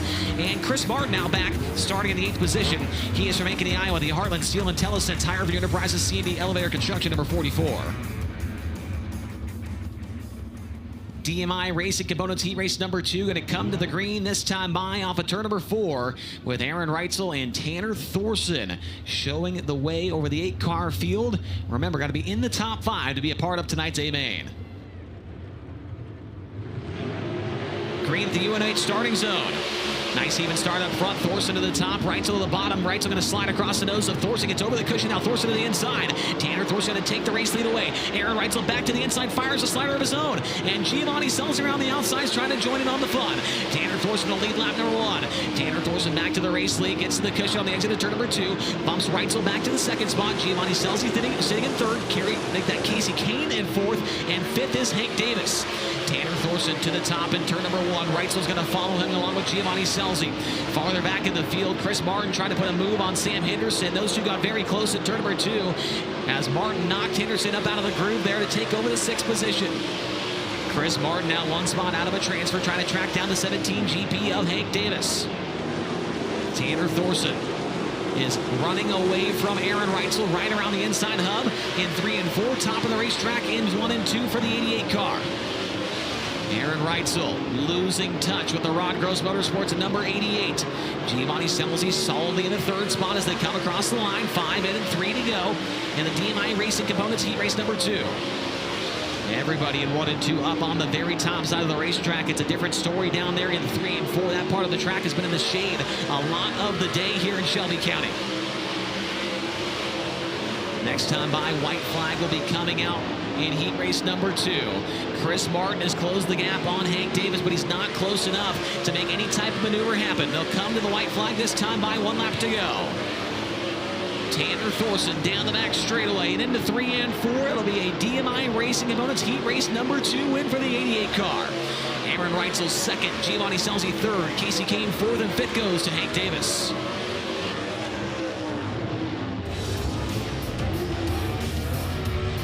Here are your finishing results in heat race number 2. Tanner Thorson with the win. He'll go to tonight's dash. Aaron Reitzel 2nd. Giovanni Selzy 3rd. He'll go to the dash as well. Casey Kane 4th. And from 7th to 5th, Hank Davis with the final transfer spot. Chris Martin, Sam Henderson, and Jacob Peterson will round out the field in this one. Casey Kane going to be a part of tonight's A-Main. Ran in the top 5 a few weeks back at Grandview Speedway in Pennsylvania in this 39M car, along with a World of Outlaws win. And his car owner, I guess you could call him Anthony Macri, in the house tonight as well, Tony. Yeah, Anthony Macri is in the house. He tells me he's a bit of a crew member tonight. What's it like hanging out with that guy while he watches you drive his race car? Macri's just a barrel of monkeys, isn't he? It's been good. It's fun hanging out with him, and you know, Joe Mooney and Bob. They're really good guys who are very switched on to sprint car racing, and yeah, they've helped me a lot. So it's been pretty cool hanging out with those guys. Going into Eagle Chase, Casey Kane had run 7 races in this Macri Motorsports number 39M, 6 top 10 finishes. Again, that was the stat line heading in to our most recent race at Eagle. Macri and Kane, it's a good pairing so far. Yeah, just missed the top 10 at Eagle with an 11th place run there for Casey. Now we roll into heat race number 3, presented by BR Motorsports. Here's the lineup on the pole. Out of Cool Scene, Washington, the DGRD, Ringen Earthworks, Smith Titanium Rod and Supply, Kaiser Wheels. Number 6, it's JJ Hickle. And starting second out of Lubbock, Texas, Horizon Whiskey, Nice Creek and Landis, FillPools.com, High Performance Lubricants, Army Ranch. Number 5, Brenham Crouch. Row 2 on the inside from Indianapolis, Indiana. And the NOS Energy Drinks, Spire Motorsports, Elliott's Custom Trailers and Carts, Brand Professional Agriculture, Gainbridge. Number 7, BC, Tyler Courtney. Outside of him, your fast time overall qualifier tonight out of St. Helena, California, the Tony Stewart, Kerr Baggage Indian Racing, Car Quest, Sugar Free Apple, Swan Island Sheet Metal, Waste Connections, number 24, Rico Abreu. Starting in 5th out of Waco, Texas, in the Bush's Chicken, 2 Worlds Equestrian, Kaiser Wheels, Outlaw Wing, Smith Titanium, number 9, R. Chase Randall. And starting from 6th from El Paso, Texas, driving the RVB Transport, Messina Valley Transportation, K1 Race Gear, New Mexico Septics, number 11 of John Carney. Row 4 inside from Armour, South Dakota, and the Workweld, Rex Winkle Concrete, Central Plains Automation, Boats Repair, number 31, Kobe Workmeister. And it was outside from Knoxville, Iowa, and the Renz Motorsports, Pella Motors, Mike Kleck Paving, Randall Roofing, number 4W, Jamie Ball. That's the lineup for heat race number 3, presented by BR Motorsports. We're coming to the green this time by at the UNOH starting zone in turn number 4. JJ Hickle in the 6, Brenham Crouch in the 5. Gonna be fighting it out for a dash spot. You can look out for Tyler Courtney and Rico Abreu in row number 2, however. See if any of those guys can get up there and challenge for the win. Green flag waves. It'll be Brennan Croucher on the outside with the lead. Tyler Courtney trying to slow roll around the bottom to get by Hickle. It's not going to work out for him. Gets good grip off of turn number 2, though, and pulls up next to Hickle into turns 3 and 4. Now Tyler Courtney sideways, almost gets into Rico in turn 4. Rico had to get on the binders there to hang on to that position. Now Rico's under fire. Chase Randall tries to throw a haymaker at him. Comes up short there. Randall maintains that 5th position in the final transfer spot. Then it's John Carney, Kobe Workmeister, and Jamie Ball rounding out the field. Up front, Brennan Crouch pulling away from J.J. Hickle, and his lead has already grown to nearly a straightaway on the DGRD number 6 car. Brennan Crouch on the top side of the racetrack in turns number 1 and 2.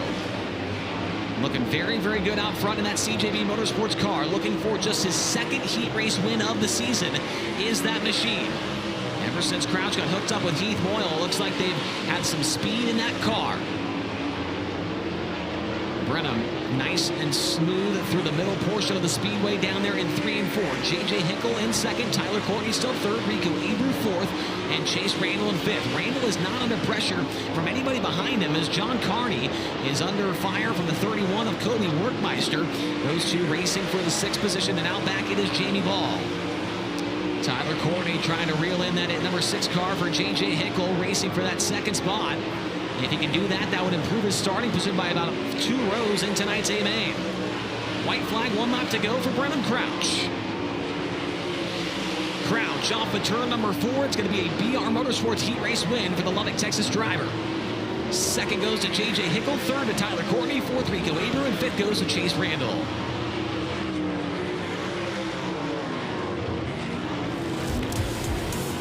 Your finishing results look like this in heat race number 3. It's Brennan Crouch with the win. He is going to the dash. J.J. Hickle in 2nd, Tyler Courtney 3rd.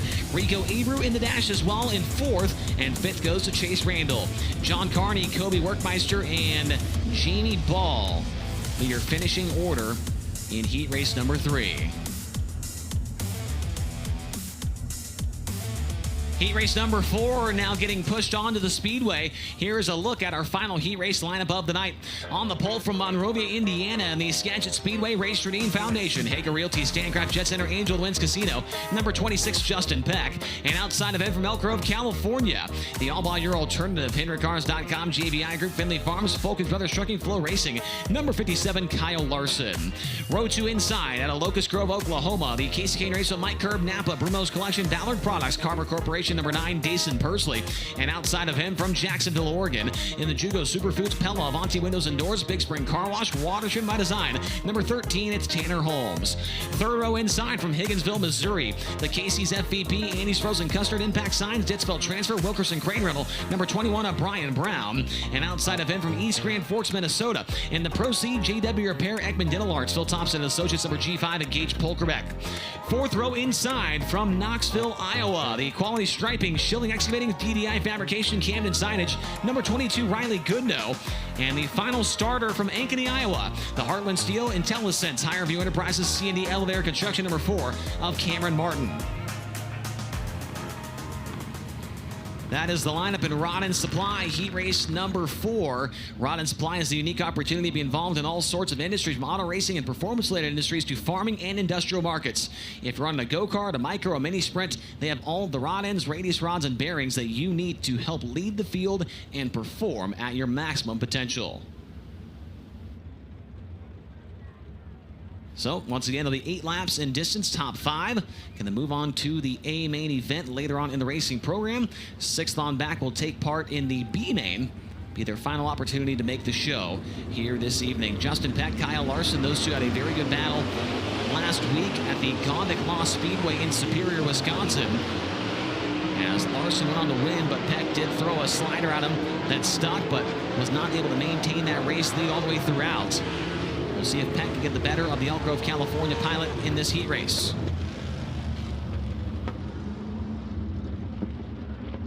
Going green this time by. Have not seen any of the pole sitters choose the top so far throughout these heat races, and that is going to stay the same here in this one. Peck, Larson, Pursley, Holmes, Brown, Polkerbeck, Goodnow, and Martin.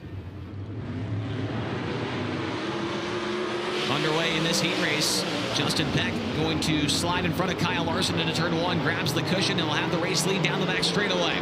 Justin Peck goes down low to protect from Kyle Larson. Now Larson drives in indeed, tries to slide in front of the 26 car. They are very close across the start-finish line. Now Justin Peck to the inside. Kyle Larson goes down there, trying to slide in front of him. Cannot do it around the outside. Peck maintains the race lead. Justin Peck still with the lead, but Kyle Larson threw the kitchen sink at him there on the opening lap. Justin Peck leads lap number 2. Kyle Larson in second. Tanner Holmes in third. Fourth is Justin Peck, and fifth is Gage Polkerbeck. Polkerbeck has gotten by the 21 of Brian Brown, and now trying to fend off the challenge of the 22 of Riley Goodnow. Gage Polkerbeck sitting in fourth, right behind number 9 of Dason Pursley, as Justin Peck is trying to run away from Kyle Larson, racing for the top spot. Here is Polkerbeck and the 22 of Goodnow. Goodnow goes down low in turn 4, not able to get up alongside of Polkerbeck. Now he is into turn 1. Polkerbeck, nice move there to keep the 22 at bay. And now here comes the 21 of Brian Brown as well. A 3-car battle shaping up for the final transfer spot in heat race number 4. Gage Polkerbeck has it, the 22 of Riley Goodnow, the 21 of Brian Brown trying to take it away from him. Goodnow around the bottom in 1 and 2. Polkerbeck around the outside. That momentum is just too good for the G5. Justin Peck is pulled away from Kyle Larson by 8 car lengths as they go down the back straightaway. Tanner Holmes, the fastest qualifier, is still looking good in third. Dason Pursley fourth, and fifth is Gage Polkerbeck. White flag, 1 lap to go for Justin Peck. Justin Peck around the top of the racetrack and into turns 3 and 4. He is going to get the win in Rod and Supply heat race number 4. It is Justin Peck. Kyle Larson second, Tanner Holmes third, Dason Pursley fourth, and Gage Polkerbeck hangs on in fifth.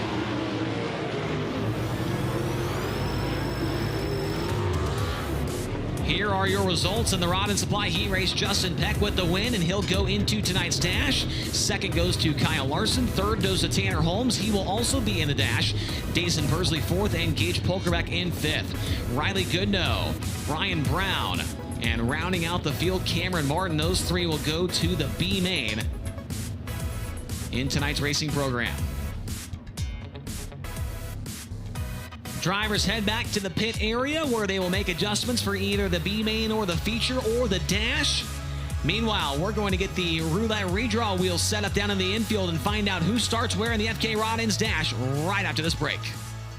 I'm Justin Peck, and you're watching Interstate Batteries High Limit Racing on FloRacing.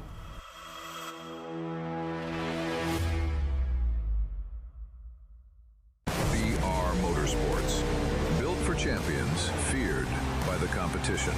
For over 30 years, the fastest racers on America's dirt tracks have trusted one name to keep them unbeatable: BR Motorsports.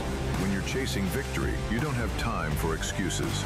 You need same-day shipping, real tech support, and a crew that actually knows racing. Champions don't gamble. Champions choose BR Motorsports. When disaster is it all a fever dream? I'm burning gasoline. And Rico goes back to the high side. Gets his lead touches. Into the turn now. Look to the inside of turn 1. Ingram to the outside. Major contact. Hi! What are you doing? Revving up this road trip. Did someone say road trip? I'm Mr. Dependable, and like Interstate Batteries, I'm outrageously dependable. Dirt track racing isn't clean. It's chaos. Out here, nothing is given. When everything's on the edge, control is everything. And that's why drivers trust FK Rod Ends. Precision built to take the hits. Lap after lap, corner after corner. FK Rod Ends. Built for the dirt, proven at speed.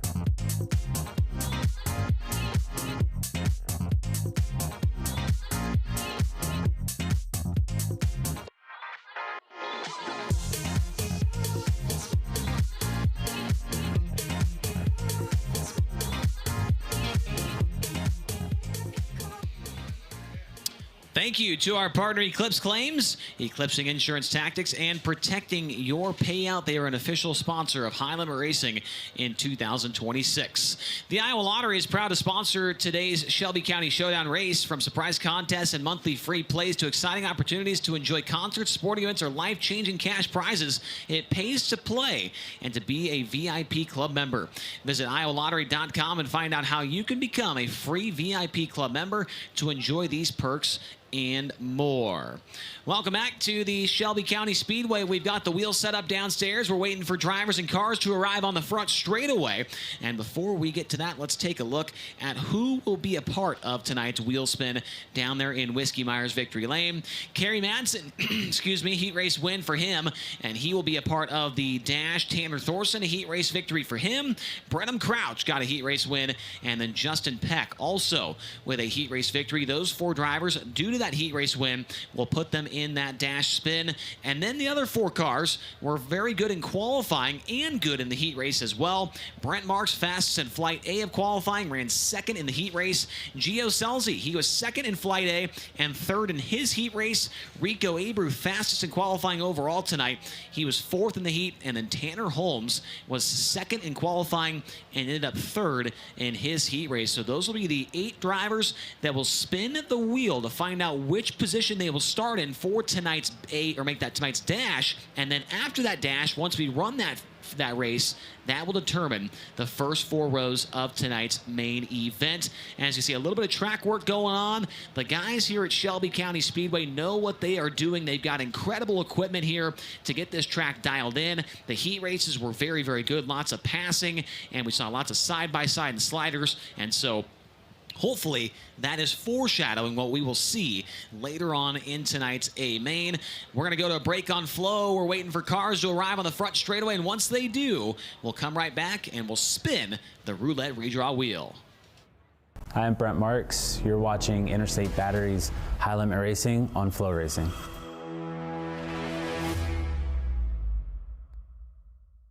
At the University of Northwestern Ohio, racing isn't just a class, it's a lifestyle. Every single day, I go to class and we're thinking about racing. And on the weekends, it's about racing. Literally, my entire life is racing now, and I just love it. At UNOH, your classroom is a garage. Your homework, horsepower. And your network, the racetrack. Making the connections with all those people is huge. That's how you get somewhere in racing, and UNOH definitely helps you with that. Apply now at unoh.edu.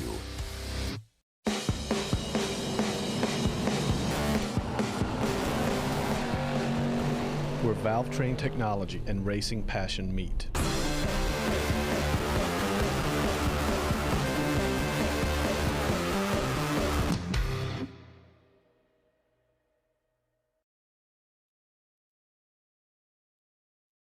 Here's your Powerball ticket. And don't forget to enter it into the Iowa Lottery VIP Club. You can enter for a chance to win a meet and greet with two-time NASCAR Cup Series champion Kyle Larson.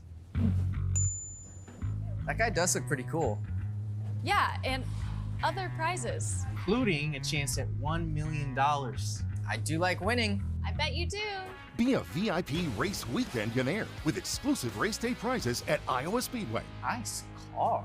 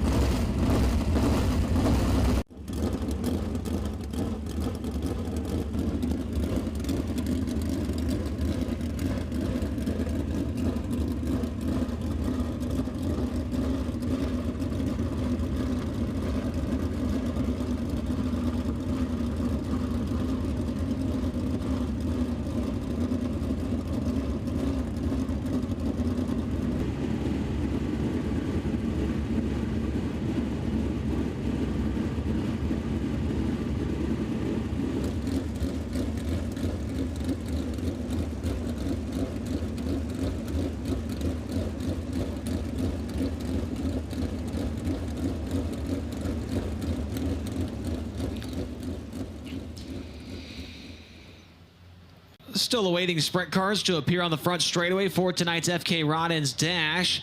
There is a little bit of track work going on around the bottom side of the racetrack here at the Shelby County Speedway in Harlan, Iowa for tonight's Iowa Lottery Shelby County Showdown. And so going to take a little bit longer than we were originally anticipating to see cars out there. And we just want to make sure that we have the best possible racing surface that we could have for everybody here at the racetrack and everyone watching at home on whether it's FloRacing, Amazon Prime, Fubo TV, or Roku as well. I want to say hello to all those folks watching on those different streaming areas, as it is a free race tonight for all of you, and hopefully you are enjoying the show thus far. Well, let's take a look at the schedule coming up. After today, we do get some time off. I know for some of you, or you're probably upset about that because you want to watch High Limit all the time. But for some of us, we need to take a break every now and again, okay? So after today, it's about, 15 or so days until we're back in action. Big Sky Speedway. That is over in Billings, Montana for the Race Redeem Foundation race. Going to be a $26,000 to win main event. Then we take about 2 more weeks off and come back at Fremont Speedway. It's the High Stakes Showdown, which kicks off the Kings Royal Week. Then High Limit gets into action at Eldora for that Kings Royal Week, but it's our version. It is going to be the Joker's Jackpot on the 16th of July. And, of course, the 15th is the Double Down Duels, which is one of the best tickets in all of motorsports. 2 completely different shows of cars, but 2 main events, 2 sets of heat races, the whole thing.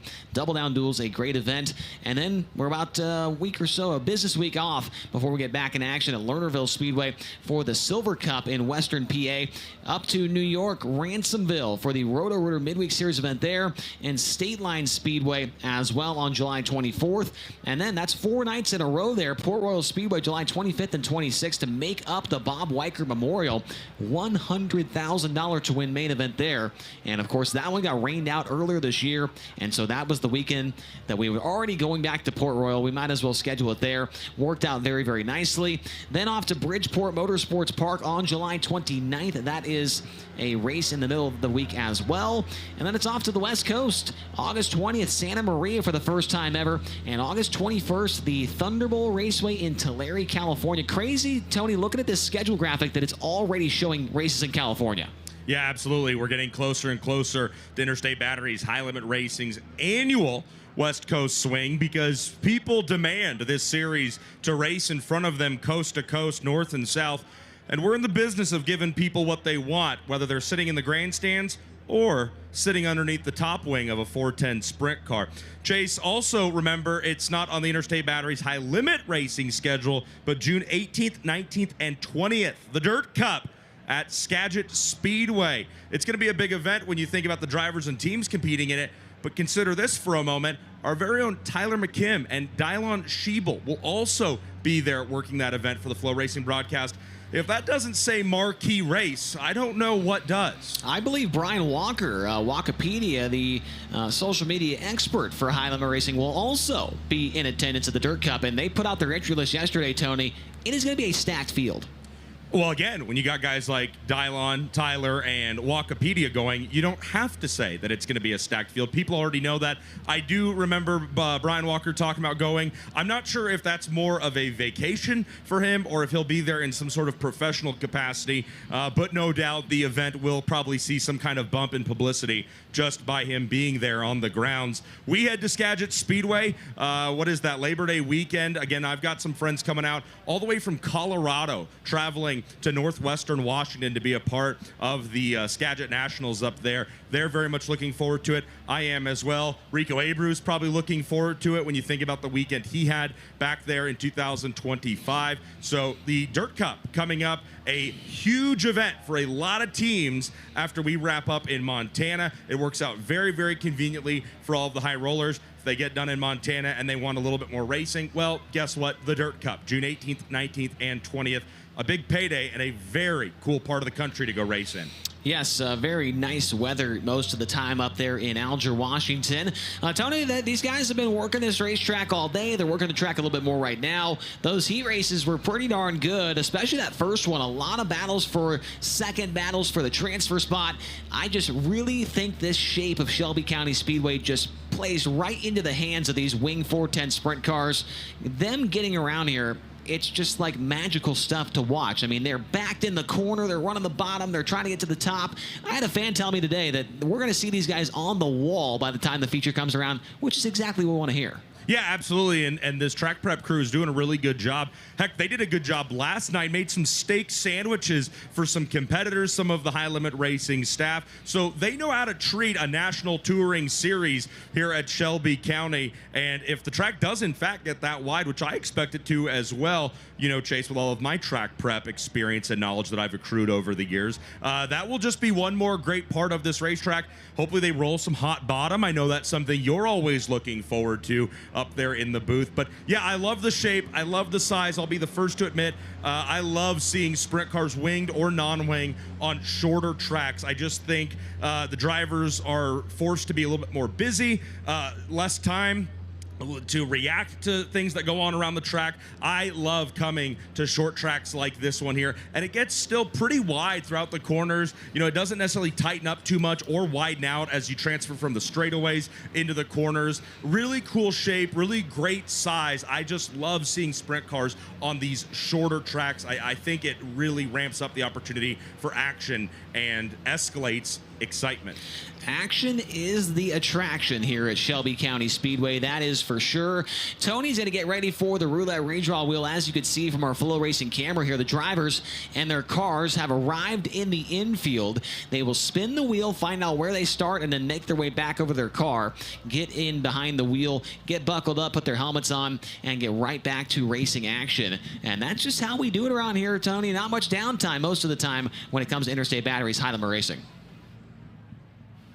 Tony? Chase, just trying to gather up some of our drivers here for the shophighlimitRacing.com roulette redraw wheel. They're hiding over there in the shade of their sprint cars, which is odd because it is not uncomfortable out here in the infield at Shelby County right now. Not a lot of humidity. If you know Iowa in the summer, that's a pretty bold statement I just made, but I can report to you from live down here at the shophighlimitRacing.com redraw wheel. It is not too hot. It is certainly not too humid. What do you folks think out there? Are you guys having a good time tonight?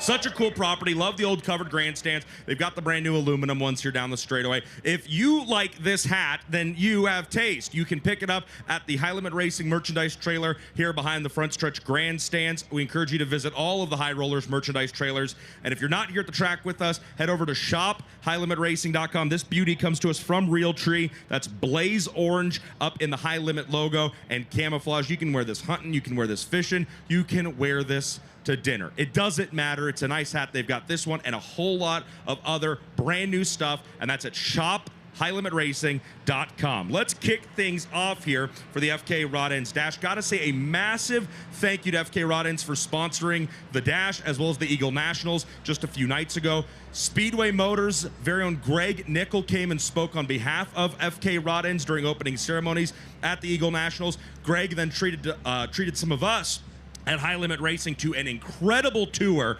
over at Speedway Motors in Lincoln, Nebraska, to the Museum of American Speed. If you have not been and you enjoy motorsport, you enjoy automotive technology, you must visit Speedway Motors and that Museum of American Speed. It is easily one of the most impressive things I've ever seen. Let's find out where they'll start tonight's FK Rod Ends Dash. We'll kick things off with TJ Forged Heat Race #1 winner. It's the Madman, Kerry Madsen. Kerry Madsen, get on over here. You know how this works. You got the hot seat question to answer first. Natalie Vobach out of Topeka, Kansas wants to know, what was your favorite childhood cartoon? And do you still watch it? Oh, yeah, that's easy. The Wacky Races. That's a good one. Do you still watch it? Yeah, my guy was Dick Dastardly and Muttley. Dick Dastardly, that might be what we start calling you. Let's make some noise for Kerry Madsen here at the shophighlimitRacing.com roulette redraw wheel. The lower the number, the higher up you start tonight's FK Rod Ends Dash. Madsen will set the bar for the rest of the drivers, and it's a 16. It did not click over, so a 1-6 for Kerry Madsen. Up next, we go to BR Motorsports Heat Race #3 winner out of the great state of Texas. Please welcome Brenham Crouch. Big money Brenham rolling in here like a big shot. Don't trip on that. That would have been embarrassing. Natalie Vobach out of Topeka, Kansas wants to know, what's your favorite childhood cartoon and do you still watch it? Oh, You're going to hate me, Tony, but I didn't really watch a lot of cartoons growing up. Movies, though, I did watch a lot of. TV shows, cartoons, Blue's Clues. I like Blue's Clues. All right. I don't hate you for that. I don't know why you would think I don't own a cartoon business, Brenham. I don't know if you don't know that, but I didn't create cartoons, so I'm not mad at you for not watching them. Blue's Clues, an original piece of content, though. You learn a lot with your notepad like I've got here on my iPad. The wheel stops at a 15, and that is good enough to jump in front of Kerry Madsen, putting Brenham Crouch provisionally on the pole position. We move now to DMI Heat Race number 2 winner, all the way out of Minden, Nevada originally, now residing in Broken Arrow, Oklahoma. It's Tanner Thorson. TT, as the kids are calling you right now, out of Topeka, Kansas. Natalie Vobach wants to know, what was your favorite childhood cartoon, and do you still watch it? I still don't watch it. I don't watch much TV at all, but I'd say Speed Racer. My dad got me hooked on that back in the day, and definitely way before my time, but it was a good one. Speed Racer, classic. The question is Speed Racer considered anime? I'm not sure. The ShopHighLimitRacing.com roulette redraw wheel goes for a good spin. Number 4 winner, competing for Skagit Speedway and Routine Racing. It's Big Peck Energy, Justin Peck. JP, Big Peck Energy, good to see you. Natalie Vobach out of Topeka wants to know, what's your favorite childhood cartoon, and do you still watch it? I was a big SpongeBob guy growing up, but no, I don't watch it anymore. But I will say, I did watch an episode a couple years ago. So I mean, just up until recently, I definitely would turn it on every now and then if I was bored. But yeah, SpongeBob, Bob the Builder, Blue's Clues. I was pretty big into all of them. SpongeBob, you just became Chase Rodman's favorite driver in all of motorsports history. Let's make some noise for Justin Peck here, Shelby County. ShopHighLimitRacing.com roulette redraw wheel set to come to a stop. A 00 is impossible to beat. Peck gets the wheel to stop on a 22. That is the 4th highest number we've seen spun so far. Let's move now to our quickest transferring cars out of the heat race. Coming from TJ Forged, heat race number 1. This is Brent Marks. Brent Marks, man, you look like a guy in the face that I can tell enjoys his cartoons. What's your favorite childhood cartoon, and do you still watch it? I used to really like Rugrats, and I honestly don't even know if it's on TV anymore, so no, I don't. Okay, all right, that's fine, but there's still replays, I'm sure, on YouTube. Let's give the ShopHighLimitRacing.com roulette redraw wheel a spin. A 00 for Thorson puts him on top. It's a 15 for Crouch, a 16 for Madsen, and a 22 squared for Brent Marks. That is a tie with Big Peck Energy, Justin Peck. In that situation, we go to qualifying position for the tiebreaker. BR Motorsports Heat Race number 3, quickest transfer. He's your defending Interstate Batteries High Limit Racing champion, Shelby County. Say hello to Rico Abreu. What's up, dog? You got to spin the wheel tonight. Yeah, you do got to spin the wheel, but you get to spin the wheel a lot of nights. What's your favorite childhood cartoon, and do you still watch it? I don't think I watch it, but I really loved watching Tom and Jerry. Tom and Jerry, classic, love that. Even the cartoon gets a cheer. People, wow, you ripped that thing. Bro, are you on that creatine? He's doing that 75-day challenge, 75 hard. Oh boy, we're gonna step aside for a commercial break here. Rico Abreu, it keeps going and going and going. Sugar Bee Apples are a proud partner of Rico Abreu. Maybe he ate a bunch of apples. That's why it keeps spinning. A number 26 for Abreu. That puts him 6th provisionally at the time. 2 cars left to go. DMI Heat Race number 2. Quickest transfer. They call him Hot Sauce. This is Giovanni Scelzi. And he's got a helper with him.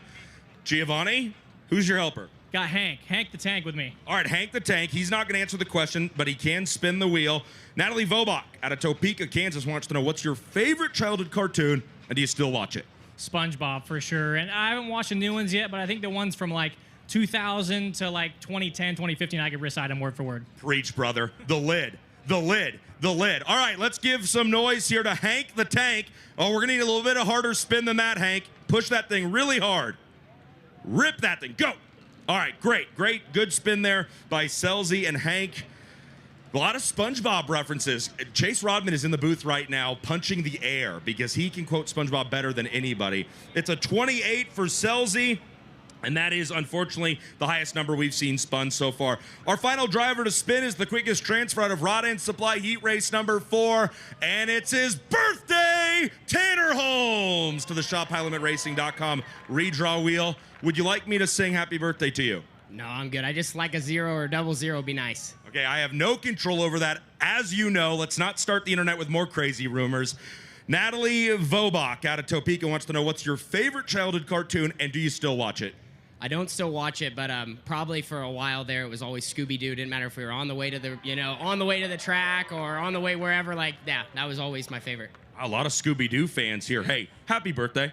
Thank you. Let's go ahead and spin the shophighlimitracing.com roulette redraw wheel. Tanner Holmes recently posted on the internet that he wanted me to take over spinning the wheel for him. If I take over any part of your life, I don't think you'd like the results of it. Just use my track record as an example. Wow, the third 22 spun ties Peck, Marks, and Holmes for the 4th position. So Chase Rodman, we'll let you take him through the starting lineup down here. But, folks, don't forget to head over to shophighlimitracing.com. I love my new hat very much. I think I look quite nice in it, and I know you'll look even better in it. You can get this hat, T-shirts, gloves, everything, literally everything exists on the shophighlimitracing.com website. Head over there or head behind the grandstands here to the merchandise trailers and grab yourself this hat because they will fly off of the shelves. Chase, I don't even need to ask, but what was your favorite childhood cartoon, and which episode of SpongeBob is your favorite? Well, you know me, Tony. SpongeBob, definitely the best cartoon. My favorite episode was when they somehow got launched into that forest, and then that plane came over that had all the picnic supplies in it, and you know which one I'm talking about, right? I mean, it's one of the most classic episodes of all time. So that's the one, if I'm on YouTube late at night every now and then, I'm like, hey, I want to go back and watch that. That is the episode of choice. But we've got the wheel spun, and now we've got our 8 drivers getting locked into their cars, getting behind the wheel, getting the helmet on, getting the seatbelts on, and getting themselves prepared for this 7-lap FK Rodden's Dash.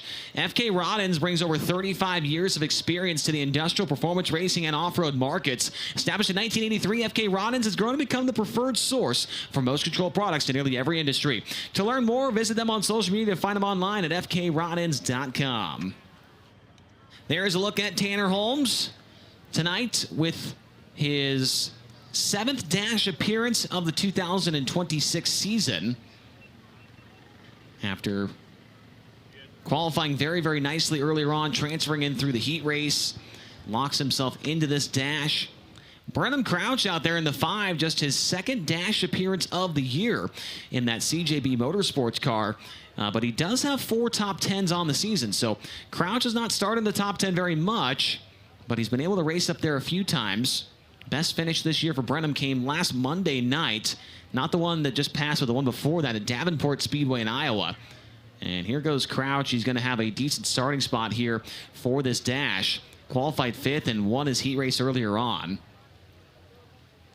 Rico Abreu going to be in this dash as well. Rico, out of all the cars in the dash tonight, he has the most appearances out of all of them. 16 dash appearances in the first 22 races of the year. As we take a look at the starting lineup in this dash. On the pole, going to be the driver to Minden, Nevada, the JST Motorsports Smith Titanium Factory Kane. Maximum Racing Oils, Mesquite Valley Transportation, number 88, Tanner Thorson. Outside of row 1 from Lubbock, Texas, the Horizon Whiskey, Nice Crete and Landis, PhilPools.com, High Performance Lubricants, RB Ranch, number 5, Brenham Crouch. Row 2 inside from St. Mary's, New South Wales, Australia, the Maxim Trucking, TK Concrete, Logan Contractor Supply, Rexco Equipment, Zip Bonds, number 55, the Madman, Kerry Madsen. Outside of him from Myerstown, Pennsylvania, the McGrewbid.com, Baps Paint Livewire Customs, number 19, Brent Marks. 3rd row inside, 5th starter, it's the birthday boy out of Jacksonville, Oregon, the Jugo Superfoods, Pella, Avanti Windows and Doors, Big Spring Car Wash, Water Treatment by Design, Juniata Concrete, number 13, it's Tanner Holmes. Outside of him from Monrovia, Indiana, and the Skagit Speedway Race Dean Foundation, Hager Realty, Stancraft Jet Center, Angel of the Winds Casino, number 26, Justin Peck. And row number 4 on the inside, the defending series champion and current point leader out of St. Helena, California, the Tony Stewart, Curb Agajanian Racing, CarQuest, Sugar Bee Apple, Swan Island Sheet Metal, Waste Connections, number 24, Rico Abreu. And outside of them, your final starters from Fresno, California. It's the Chili Spire Motorsports, Carmen Trucking, Ziegler Auto Group, Gainbridge, number 77 of Hot Sauce, Giovanni Selzi. 7 laps is the distance in the dash, Tony Laporta, and the finishing order will determine the first 4 rows of tonight's A-Main. Yeah, Chase, just getting a couple fact checks done down here in the infield. First, Max Rozier from IMSA texted me to let me know that the episode you're referring to is Season 3, Episode 2. It's the Magic Conch Shell Correct, episode. yes. So if people are looking up what your favorite episode is, they don't have to do as much work as our friend Max Rozier did. And then also a quick note on Tanner Holmes, his 23rd birthday today. And Chase, I can report to you that that is the oldest that Tanner Holmes has ever been. Yeah, and by the end of this dash, that'll be the oldest he's ever been. After these 7 laps coming up here for the Rookie of the Year contender in 2026. The leading Rookie of the Year contender, that is. Yes, that is correct. That is how time works. He and Hank Davis, high definition Hank Davis, our 2 Racer Dean Foundation Rookie of the Year contenders, have just been learning and taking in so much information as it feels like every night one of them is racing at a track for the very first time. We all know Tanner Holmes has been racing on the national level for a long time, but not a part of a national tour. So the driver from the Pacific Northwest, he's gone out. Remember, he filled in for Jacob Allen at Shark Racing in the 1A. He and Tarleton did a fair bit of national racing, and he in his own family car. So Tanner Holmes isn't necessarily new to national competition, but as we talk about often, High Limit Racing takes its drivers' teams and its series to new markets and new fans constantly. So that forces drivers like Tanner Holmes and Hank Davis to have to drink out of a fire hose pretty often when it comes to learning new places, and they only get 3 or 4 laps in Dirt Draft Hot Laps, and then it's go time. That is life on a national tour with High Limit Racing. TLP, I'm sure you saw it in the command center today mentioning Hank Davis. Ashley Hess today went to the store and actually picked up Hank Davis's new child, Briggs, who was born on Saturday just a few days ago. When we were at Dakota Speedway, Hank sat out for the night, but Ashley Hess bought some clothes, got some toys for the newborn Briggs Davis over the weekend, and she was able to give that present to him today, so that was pretty cool to see. Yeah, that's just one more part of High Limit Racing, Chase. The staff and the racers have a fantastic relationship here, and we hear that often from drivers, crew chiefs, car owners, and crew members. The drivers, the team members, and the staff that puts on these races, we all spend so much time on the road together. There's just opportunities for great moments like that. Very cool of Ashley has to go and pick up some goodies for Hank and the newborn Briggs. Briggs Danner, Hank told me a funny story. Briggs Danner, USAC star in the non-wing racing world, reached out to Hank and said, wow, you named him Briggs. Do you already not like your kid that much? They were joking. It was fun. I don't think Briggs Danner is mad at his parents for naming him that, but you never know. But, of course, our most sincere congratulations to Hank and his family on the birth of their son Briggs. Pretty cool of High Limit and Ashley to go take care of some gifts for him. Yeah, definitely pretty cool. HinderCars.com Pace Truck is now circling the racetrack, and these 8 cars will get in behind. They did get a couple of hot laps there due to some of the track work that took place during that roulette redraw spin wheel. And so Tanner Thorson going to line up next to Brenham Crouch on the front row. Then you got Kerry Madsen and Brent Marks in row number 2. Tanner Holmes and Justin Peck in row 3, with row 4 consisting of Rico Abreu and Giovanni Selzi. Pace truck pulls off. We're going green at the UNOH starting zone for 7 laps. The finishing order determines the first 4 rows of tonight's A-Main.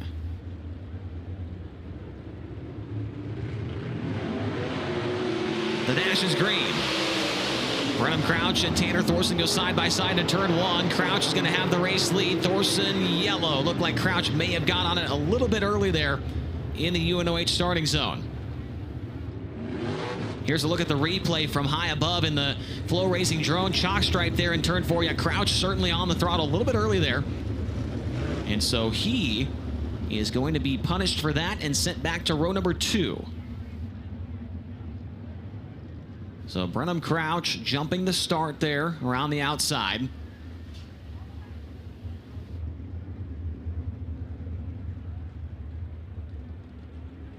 And so that's going to put the Madman Kerry Madsen to the outside of the front row. And remember, we talked about it a few times tonight, but Kerry Madsen, out of all the full-time high rollers, he was the only one that actually raced here before. Ended up running in the top 10 with the MSTS 410 Sprint Car Series here 2 years ago. And now he has a chance to maybe get his second win of the year to go along with a victory at Lucas Oil Speedway. Kerry, if he can just run even second here, have a great shot at doing that later on. Try that start again. We're underway much more even that time. And it looks like Tanner Thorson going to have the race lead going into turn 1. Brent Marks underneath the underneath the 55 of Kerry Madsen. Move Brent Marks quickly into the second position. Kerry Madsen sits in third. Fourth is Brennan Crouch, and around the outside comes Tanner Holmes trying to challenge the Horizon Whiskey number 5 car. Crouch around the bottom, around the top side comes Holmes, gets a run on that car down the back straightaway, racing for a 4th position. Rico Abreu underneath of Justin Peck. Now Peck is trying to challenge the 77 of Giovanni Selzy. Cannot get by him now. Race for the lead up front. Brent Marks to the inside of Tanner Thorson down the back straightaway. Brent Marks looking for the race lead in the FK Roddins dash. Tanner Thorson keeps the car glued to the bottom. Going to maintain that race lead and keep the number 19 car at bay. Thorson pulls away by 4 car lengths down the back straightaway. Marks sitting in second. Kerry Madsen in third. Brown Crouch has gotten away from Tanner Holmes, who is sitting in 5th with Justin Peck back behind. Peck got by Selzy that last time by across the start-finish line. 2 laps to go. This time by for Tanner Thorson. Tanner Thorson off of turn number 4, 2 laps to go. Brent Marks not letting him get too far away. Remember, Marks just a lap or so ago was 4 car lengths behind, and now he's only 2 car lengths behind. So Marks definitely has a lot of car speed at this point in time. Here's the white flag, 1 lap to go. Marks staying with your race leader, but the white flag is out. He's not close enough to make a maneuver happen. It looks like it's going to be the win of the FK Roddins dash for Tanner Thorson in the 88. Brent Marks second, Kerry Madsen third, Brennan Crouch fourth, and Tanner Holmes 5th.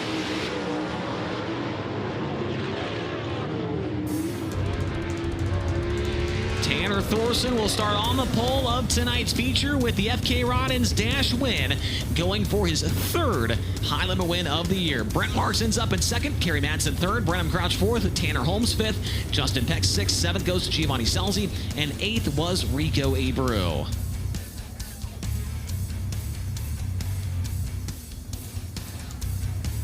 Next on the racing program, it's going to be the Winter's Performance B main event.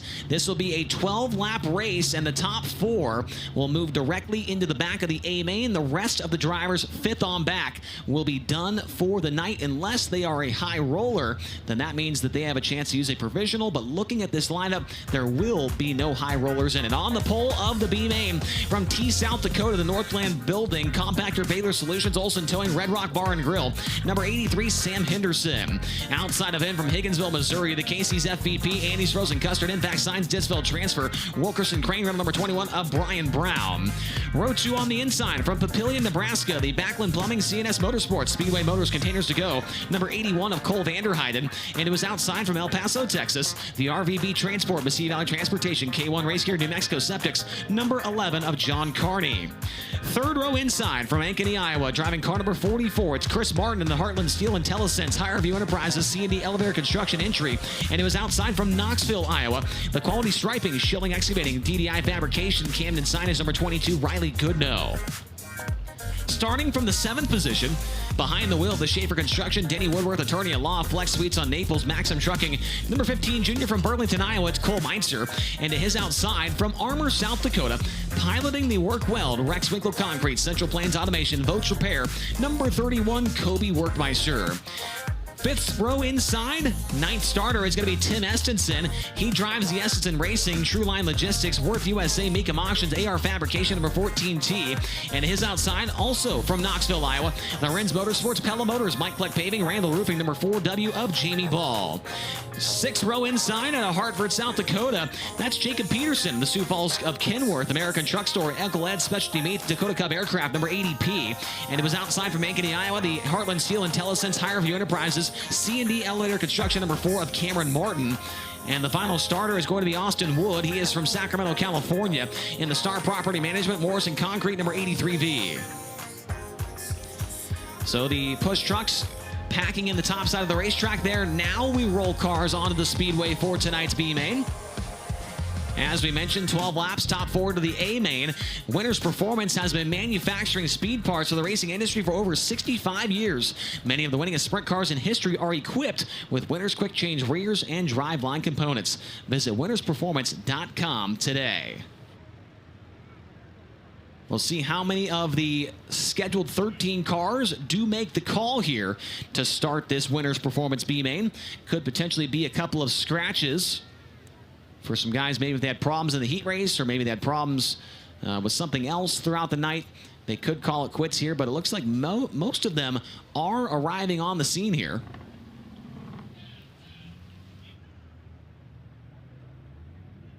Now, Cole Vanderheiden in this one, he's going to start inside of row 3. Boy, was he very, very close to a B main transfer 2 nights ago at Eagle Raceway. I thought for sure that he had a chance to get it done, but man, that was a very tough B main, one that saw a couple of outlaw guys, a couple of high limit guys inside that top 4. This is the guy that does not have that much experience in a 410 sprint car. Tonight for Cole Vanderheiden is just the 9th career 410 sprint car start for him. Has quite a bit of 305 experience over in the Nebraska area. Of course, he is from Papillion, Nebraska. Ran quite a bit at the Eagle Raceway in their 305 division as well, but just recently getting his feet wet in the 410. And this would be a big deal for him to make the show. It would be his first of his career if he can do it with high limit racing. He did have a second place run with the MSTS 410s last year at Clay County here in Iowa. And so Cole Vanderheiden, I don't think that we've seen the full potential for him. Just 9 410 races under his belt. And so we'll see if he can maybe punch his ticket into the show for the first time. Want to say thank you to our viewers watching on FloRacing 24/7. Thanks for tuning in. For even more racing action, stream FloRacing anytime in the Flow Sports app. I am talking to the folks watching at home on Amazon Prime, on Fubo, on Roku as well. We are glad you guys are watching for free tonight. If you want to catch more sprint car action with Interstate Batteries High Limit Racing, scan that QR code and get yourself a FloRacing subscription. You can follow us all the way throughout the season. I know what you're probably thinking, well, the season's almost over. No, it is not. It is not almost over. We're only a third of the way through the year. We've still got a lot more racing to get to here. And yeah, Tony, that's a pretty good sales pitch, don't you think? All right, it's a great sales pitch. It's got me ready to resubscribe to FloRacing right now. And remember, it's not just like you get one series with FloRacing. You get so much more racing than just Interstate Batteries, High Limit Racing, these Roto-Rooter midweek series events. You get the Chili Bowl Nationals. You get the Tulsa Shootout. You get all of USAC's 3 national touring divisions. You get the Lucas Oil Late Models. You get the All-Stars. You get everything with FloRacing, not just one series on that streaming service. So, and when you sign up for FloRacing, you're also watching all of Flow Sports. They've got stick and ball sports. They've got rodeo. They literally have so much on Flow Sports. You got to get it. They've got AHL hockey on there as well. We're coming to the green. The UNOH starting zone. The B main is underway. Sam Henderson going to get the first call into turn 1. Slides up the racetrack right in front of Brian Brown, and Sam Henderson will lead the field down the back straightaway. Brian Brown sits in second, races on for third. Around the outside comes John Carney. He'll get by the 81 of Cole Vanderheiden. A close call off of turn 4 for Riley Goodnow. Picked up the front tires and had to get out of the throttle. Almost got into the front straightaway wall as he battles with the 44 Chris Martin down the back stretch. And around the outside is creeping up there the 31 of Kobe Workmeister. Workmeister is working up there right now, trying to find a way by that QTC number 22 car. Riley Goodnow sitting in 6th. He's trying to find a way by Chris Martin, who is in turn trying to catch up to Cole Vanderheiden for the final transfer spot. Behind Kobe Workmeister is Cole Meitzer. Then you've got Tim Estenson. Austin Wood is up a couple of spots. He's gotten by Cameron Martin, Jacob Peterson, and the 4W Jamie Ball. But up front, there he is, the youngster out of T South Dakota. Sam Henderson, not his brother Justin. Sam Henderson making his way down the back straightaway with the race lead in car number 83. Brian Brown, John Carney, and Cole Vanderheiden solidly in those top 4 positions. Kobe Workmeister's gotten his way by the 22 of Riley Goodnow, and working on the 44 of Chris Martin. It looks like Martin may be closing in slightly on the 81 of Cole Vanderheiden. Vanderheiden had a much bigger gap over the 44 car a few laps ago, and now it's just 3 car lengths rolling into turn number 3 and 4. Chris Martin moves up the racetrack to the inside. Comes Kobe Workmeister. Workmeister goes to 5th down the front stretch. Kobe Workmeister into 5th, and now all of a sudden is right there in the mix for the transfer position. Cole Vanderheiden trying to hang on this time by with 4 laps to go. Here comes Workmeister to the inside, trying to take it away. Kobe Workmeister is going to the inside in turn number 1. The 31 car goes to P4 down the back straightaway. Kobe Workmeister to the final transfer spot. Bump the 81 of Vanderheiden back. He gets into Chris Martin. Martin goes around. Nice avoidance there by Tim Estenson. But Cole Vanderheiden just got the car sideways right in front of Chris Martin and sent him spinning around. Here's a look at the replay.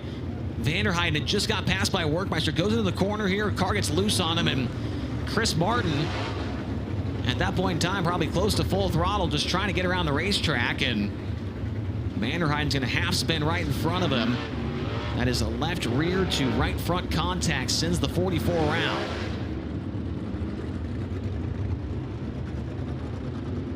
So Chris Martin running in the 6th spot at the time of that yellow.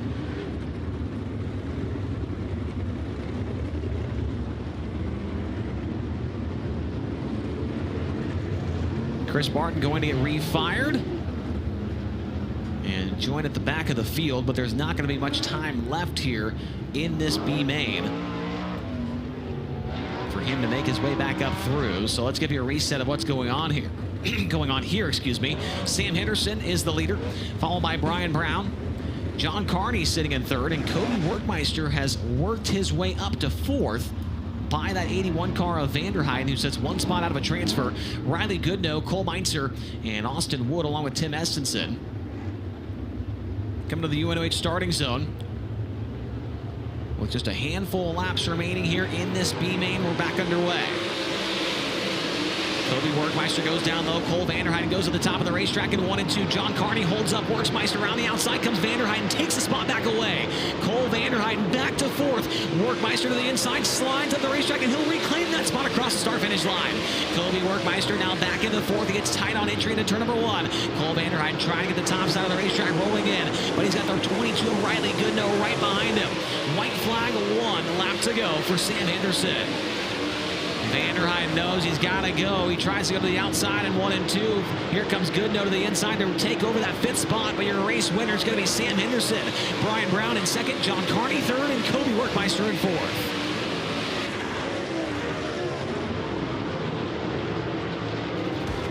Now there he is, your B main event winner, the 83 of Sam Henderson. 2nd goes to Brian Brown, 3rd goes to John Carney, and 4th will be the 31 of Kobe Workmeister. Rounding out the top 10, Riley Goodnow, Cole Vanderheiden, Cole Meintzer, Austin Wood, Cameron Martin, and Chris Martin. And so that will wrap up preliminary action here at the Shelby County Speedway for the Iowa Lottery Shelby County Showdown.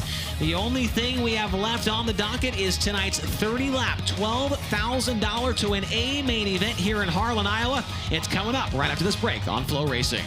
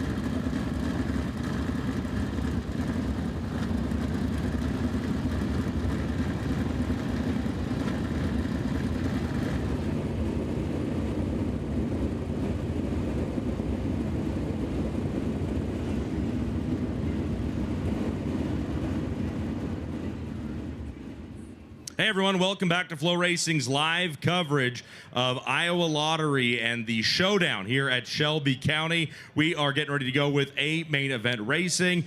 And before we do that, we got to talk to these fans here at Shelby County. Folks, what do you think? Are you ready to go racing? Great looking crowd here tonight in Iowa. It's been a pair of really fun races thanks to our friends over at the Iowa Lottery. Roto-Rooter bringing you all of this midweek goodness with Interstate Batteries High Limit Racing. I'm now joined by Landon Barrett. Landon, where are you from? Carson, Iowa. How far is that from here?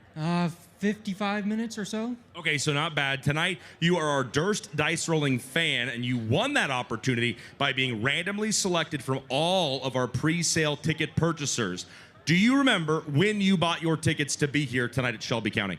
Probably a couple weeks ago. Very smart. You plan. You know what's important. You know that you had to be here with Roto-Rooter midweek series racing. I like that about you. You plan. That's a good quality to have. All right, do you know how this works? Sort of. Okay, I'm going to explain it to you really quick if that's okay. In a moment here, Kendra Jacobs is going to give you those Durst dice. You're going to roll those. You can roll them that way. You can roll them that way. You can even roll them up against the fence if you don't want to make me walk. That'd be pretty cool. But whatever number those two dice add up to when they are done rolling, that number represents the starting position of tonight's Durst Dice Rolling driver. It's going to be somebody 2nd through 12th. And if that driver comes from the spot you roll with the Durst dice to win, you and that driver split $5,000. Have you ever heard of anything so exciting? No. Me neither. That's crazy that we're both hearing about that right now for the first time. Kendra's got those Durst dice for you. Here's the starting lineup. Are you hoping to roll somebody over anybody else? You don't have any driver apparel on, it doesn't look like. You wear Carhartt. I hope you do Carhartt stuff. Who are you hoping to roll? I like Tanner Holmes. Tanner Holmes, the birthday boy. He starts in the 5th position. Do you have a strategy to roll 5? Nope. Just going to do it random. Just going to go for it. Hey, Shelby County, let's give him some good luck. You got to get really loud here for him. Get louder than that. Help him here. Landon Barrett, go for it. Whoa, 1 dice at a time. We haven't seen this strategy since the 80s. Let's see here. We've got a 3 and a 6, 7, 8, and 9th place starter is going to be the number 87. He's got 7 wins this year to his credit. Aaron Reitzel. How do you feel about that? Pretty good. All right, who are you going to be cheering for here? Aaron Reitzel. All right, hey, Landon, good luck to you, okay? Thank you. All right, again, you can win an opportunity to be the Durst Dice Roller and have your shot at $2,500 if you buy your tickets for Interstate Batteries High Limit Racing events during the pre-sale period. You can head over to highlimitracing.com to buy your tickets to every night of racing this season. That will give you pretty good odds of being randomly selected as the Durst Dice Roller. Folks, don't go anywhere. When FloRacing comes back, we're going racing for 30 laps with the Iowa Lottery. Here, the showdown at Shelby County continues next.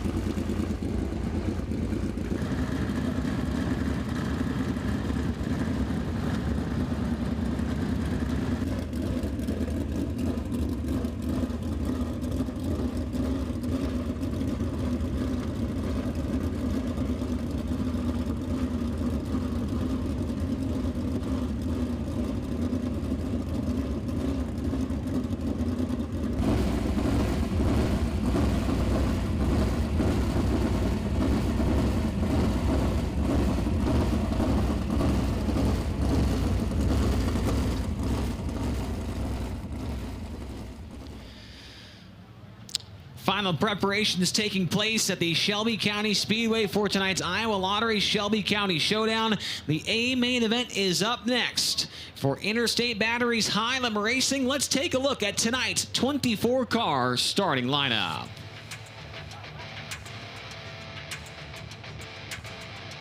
Starting outside of row number 12 for tonight's A-Main. From Armour, South Dakota, he drives the Workwell, the Rex Winkle Concrete Central Plains Automation Votes Repair. Number 31, it's Kobe Workmeister. Your 23rd starter from El Paso, Texas, driving the RVB Transport, Mesilla Valley Transportation, K1 Race Gear, New Mexico Septics. Number 11, John Carney II. 11th row to the outside, the multi-time Knoxville Raceway Track Champion out of Higginsville, Missouri. The Casey's FVP, Andy's Frozen Custard, Impact Signs, Dittsville Transfer, Wilkerson Crane Riddle. Number 21, Blackjack Brian Brown. To his inside, from T, South Dakota, the Northland Building, Compactor Baylor Solutions, Olson Towing, Red Rock Bar and Grill. Number 83, Sam Henderson. Row number 10 on the outside, your 20th starter is from East Grand Forks, Minnesota. Behind the wheel, the Pro C, JW Repair, Ekman Dental Arts, Phil Thompson Associates. Number G5, Gage Polkrabeck. And starting from the 19th position, a Race Redeem Foundation Rookie of the Year contender from Sand Springs, Oklahoma. The Michael Dutcher Motorsports, Lifestyle Homes, Big Rig Repair of Indiana, Avanti Industries, Parallax Group, number 17 GP. It's Hank Davis.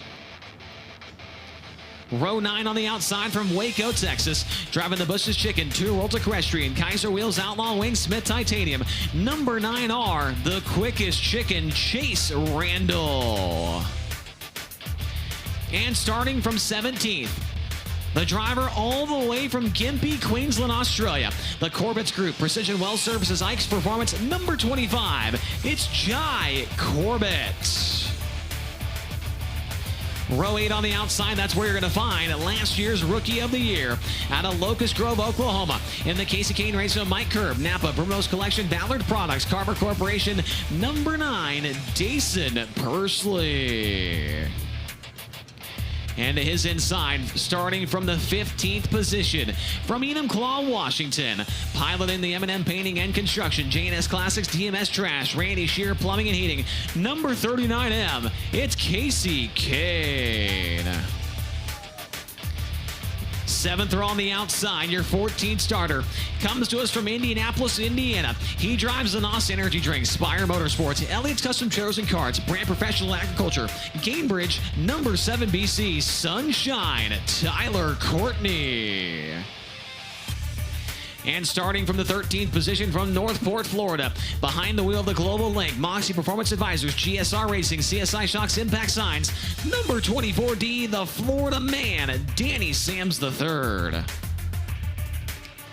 Row number 6 on the outside, a 5-time Highland winner in 2026 from Elk Grove, California. The all-ball your alternative, HinderCars.com, JBI Group, Finley Farms, Fulkins Brothers Trucking, FloRacing, number 57, Young Money, Kyle Larson. And starting from the 11th spot, out of Apollo, Pennsylvania, the Mosinas Motorsports, Ducati of Pittsburgh, Hollywood Blasting Coating, MAV Motorsports, number 42, Cy Lynch. Row number 5 on the outside from Quilcene, Washington. He drives the DGRD, Ringen Earthworks, Smith Titanium, Rod and Supply, Kaiser Wheels, number 6, JJ Hickle. And starting from 9th, he's the winningest driver with the series in 2026 out of Clute, Texas. The Fulkins Brothers Trucking, Power Plus, Brian Paver Motorsports, STC Monty Farms, number 87, Aaron Reitzel. 4th row on the outside, the defending series champion and the current series point leader out of St. Helena, California. The Tony Stewart, Kerbag Engineering Racing, CarQuest, Sugar Bee Apple, Swan Island Sheet Metal, Waste Connections, number 24, Rico Abreu. And starting in the 7th position, from Fresno, California, in the Chili, Spire Motorsports, Carmen Trucking, Ziegler Auto Group, Gainbridge, number 77, Hot Sauce, Giovanni Selzy. Row number 3 on the outside, the driver starting from P6. He is from Monrovia, Indiana. Behind the wheel, the Skagit Speedway, Race Redeem Foundation, Hager Realty, Standcraft Jet Center, Angel Winds Casino, number 26, Justin Peck.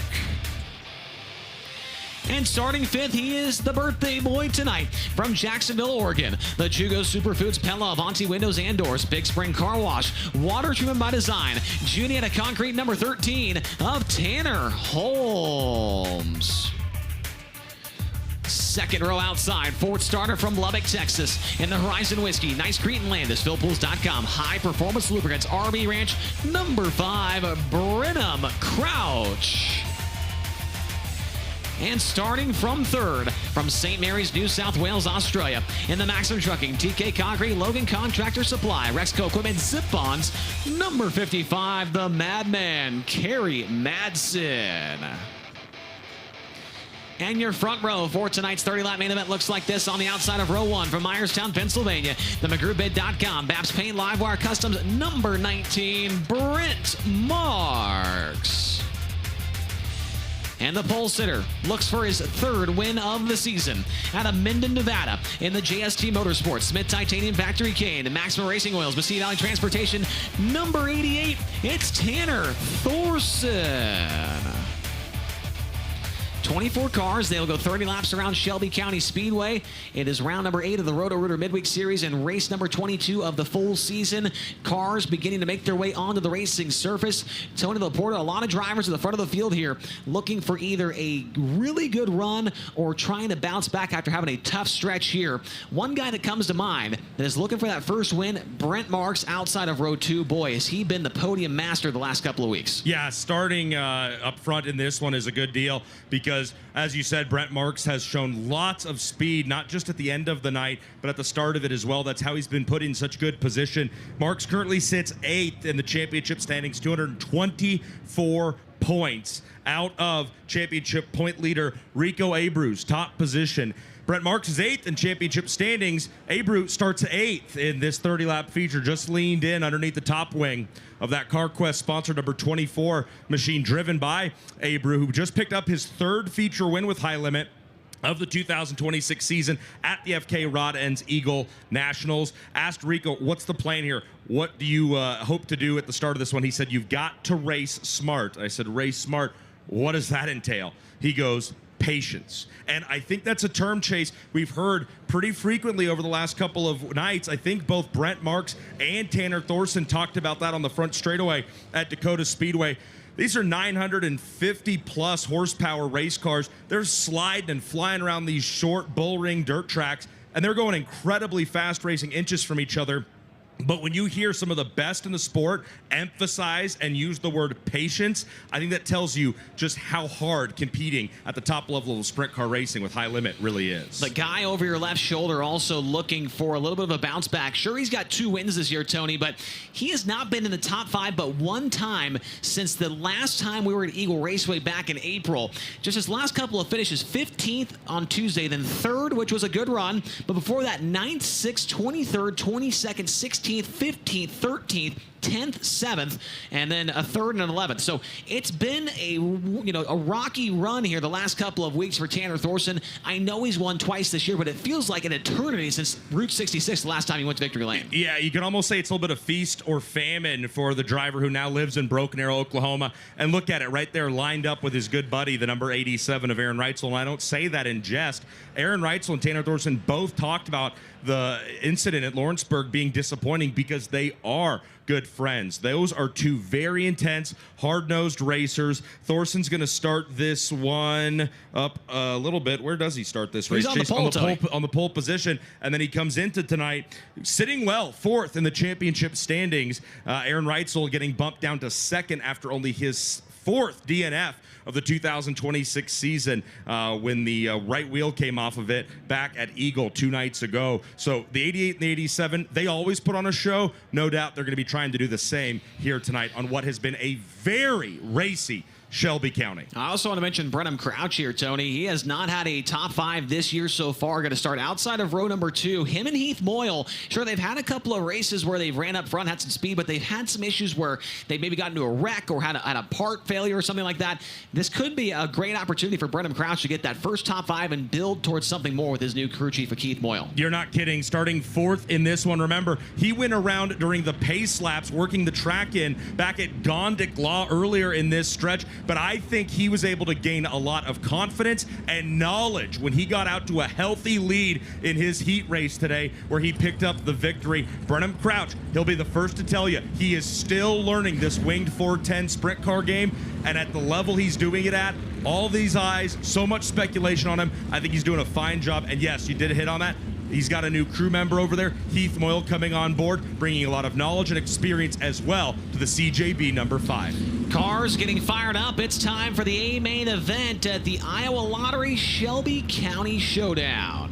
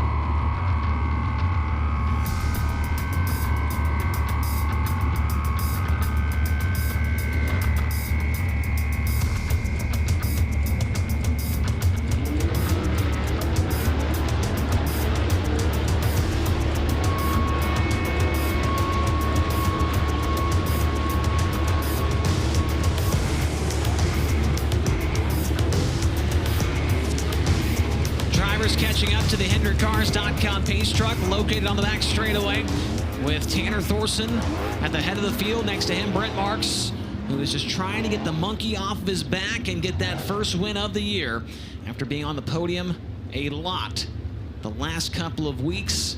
Maybe tonight is the night for the Myerstown Missile. Behind them, we did not talk about Kerry Madsen, the only driver with experience coming into the night here at Shelby County, and has parlayed that recent run here at this track into a 3rd place starting position. He'll line up next to Brenham Crouch, the birthday boy, Tanner Holmes back there starting in the 5th spot. Maybe tonight's the night for the Racer Dean Foundation Rookie of the Year contender to go to victory lane. We have seen that happen with that car 1 year ago. Dason Persley, Rookie of the Year contender, got the win at Lernerville, so it would not be a shock. Shelby County Speedway, welcome to the High Limit Room.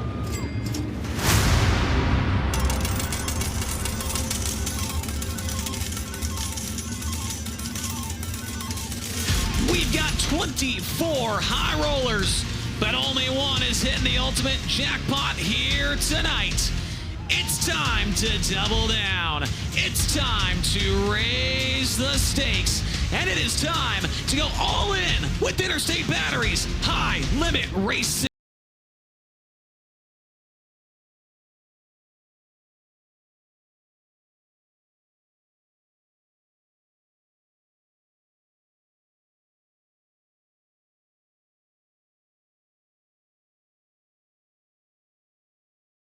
Back to 2x2. We'll get the green flag the next time by in turn number 4.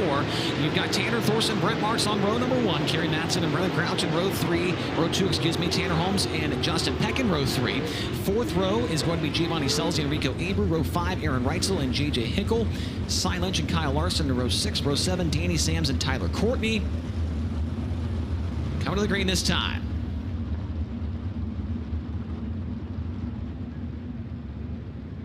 Shelby County Speedway, we got them racked, we got them stacked, and we've got the grandstands packed. Let's go racing up at turn number 4. We are green. Underway and into turn one. Tanner Thorson to slide across the racetrack and take the lead away. Brent Marks to the inside, and now he'll have the lead down the back straightaway. Brent Marks goes to the top spot, and he will lead on lap number 1. Tanner Thorson sitting in second. Kerry Manson is third. Fourth is Brenham Crouch, and fifth is Tanner Holmes at the completion of lap number 1. Tanner Holmes takes a lead look to the inside of Brenham Crouch down the back straightaway, and he'll take the fourth position away into turn number 3. Tanner Holmes up to fourth, bumping Brenham Crouch back into fifth. Then it's Justin Peck and Giovanni Selzy. Around the outside comes Rico Abreu. Abreu's trying to get by Selzy. They'll go side by side up at turn number 2, and the yellow is out. We got one around. It's Danny Sams in turn 2. Danny Sams spinning the Randerson Racing 24D car in turn number 2. And the yellow flag waves after one lap completed.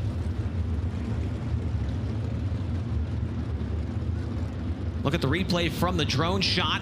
You see Danny Sams going into the corner and just loses the handle on the car. No one is hitting him, and everybody's able to avoid the 24D car, so no other damage to anybody else, and Sam should be able to refire and join at the back of the field.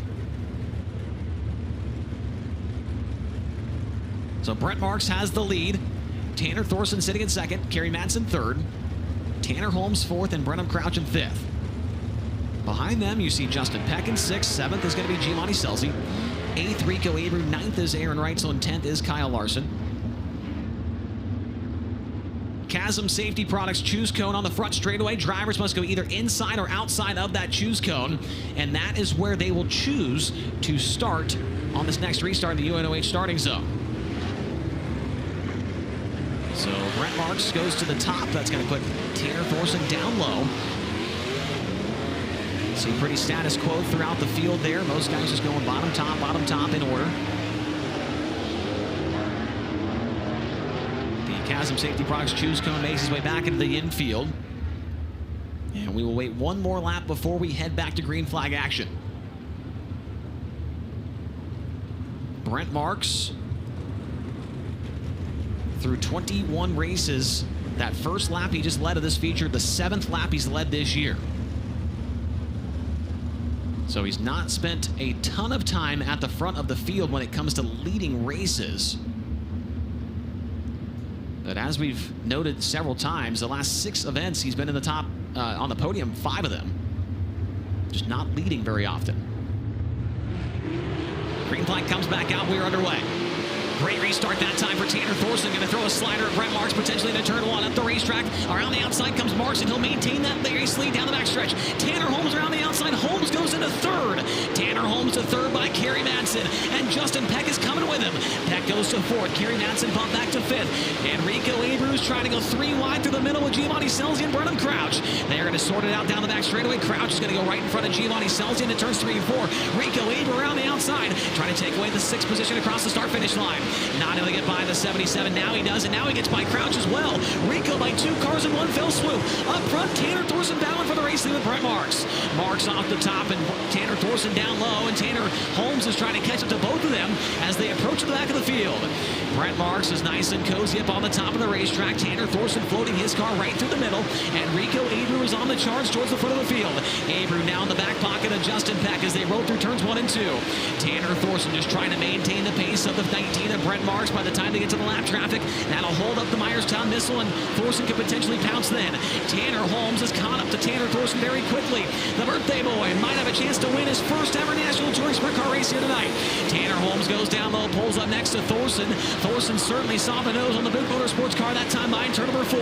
Brent Marks now on the same straightaway as some of the lap cars. He's got Danny Sams and Sam Henderson right ahead of him. Marks goes to the outside of Sams, who runs the bottom in turn number 4, as once again Tanner Holmes took a shot at Tanner Thorson.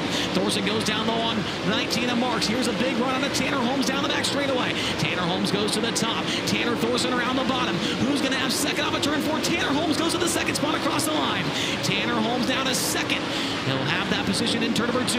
He's closing in on Brent Marks down the back straightaway. Tanner Thorson now under fire. Here comes Kerry Madsen. Slider for the 3rd spot. Kerry Madsen takes it away in turn 4. Tanner Thorson back to the inside to reclaim the spot on the start-finish line. Now Justin Peck goes by Kerry Madsen. Around the outside comes Rico. Rico gets by Madsen. He gets by Peck down the backstretch. Rico Abreu making his way to the front of the field. New leader across the line. Tanner Holmes takes it away from Brent Marks.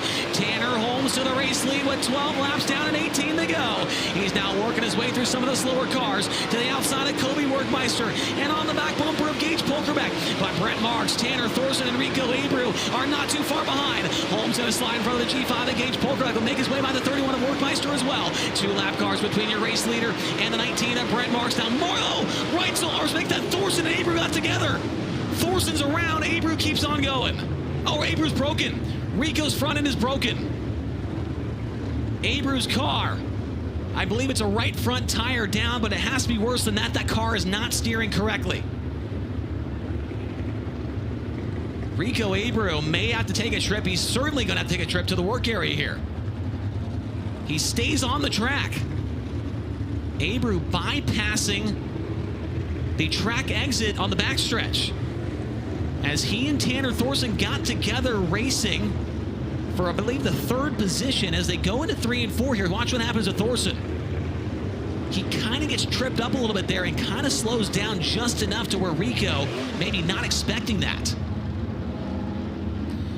Now Rico Abreu is stopped on the track right where the cars pull onto the speedway. And so that is going to be back-to-back races where the Interstate Batteries High-Level Racing points leader has some kind of problem.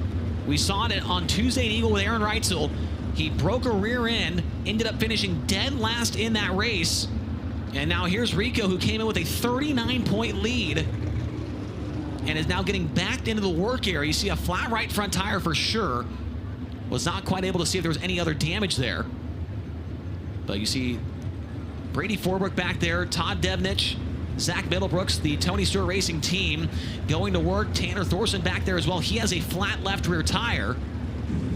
Tony. Well, Chase, as you know, in the automotive racing products work area, those are the only things you get guaranteed time for, and it's only 60 seconds. Flat tires are what we're talking about. So a right front on Abreu, a left rear on Thorson. I know you called out that, by the way, Rico's number 24 was driving. You suspected more damage than just the right front being flat.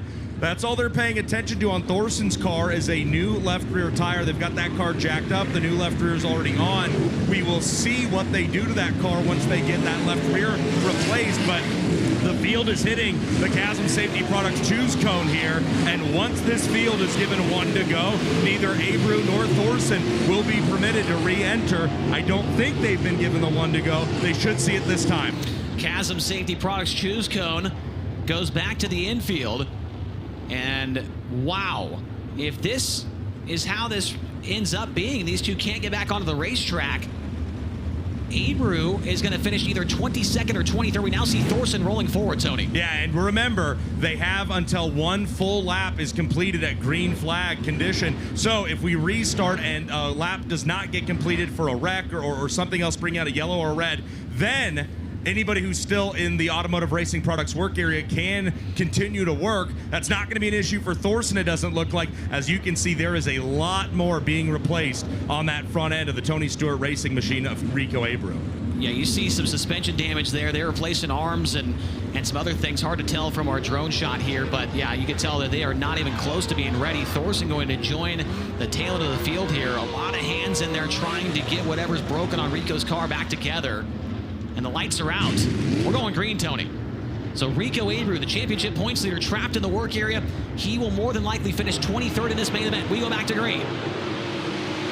Tanner Holmes back on the throttle. Brent Marks goes down low and is going to try and take a stab at Holmes for the race lead. Tanner Holmes pulls away. Now here comes Kerry Manson. He's going to try and throw a slider on Brent Marks for the second spot. Up the racetrack. That was close in turn 4. Brent Marks hangs on to the second position as Kerry Manson trying to make a move there. Couldn't make it happen. Now Justin Peck goes by Kerry Manson in turn 2. Manson crosses him up and reclaims the third spot down the back straightaway. Justin Peck, big bomb in 3 and 4. Comes up short, can't get by Manson, and here comes Sunshine. Tyler Courtney trying to get up on the podium spots. The 5 of Brenham Crouch to the inside of Courtney, throws a slider at him. Courtney crosses him back up easily down the back straightaway. Kyle Larson in the frame there as well, racing just outside the top 5. He'll go after Crouch in turn number 4. Kyle Larson not able to make the pass, but up front, Tanner Holmes with a 1.5 second lead. 13 laps to go this time by. As you see Aaron Reitzel and Giovanni Scelzi going at it just outside the top 5. Reitzel goes by Scelzi. Scelzi crosses him up, and here comes Dason Persley. Nice 3-car battle going on. Car around the front straightaway. Caution. Chase Randall around. Yellow comes out.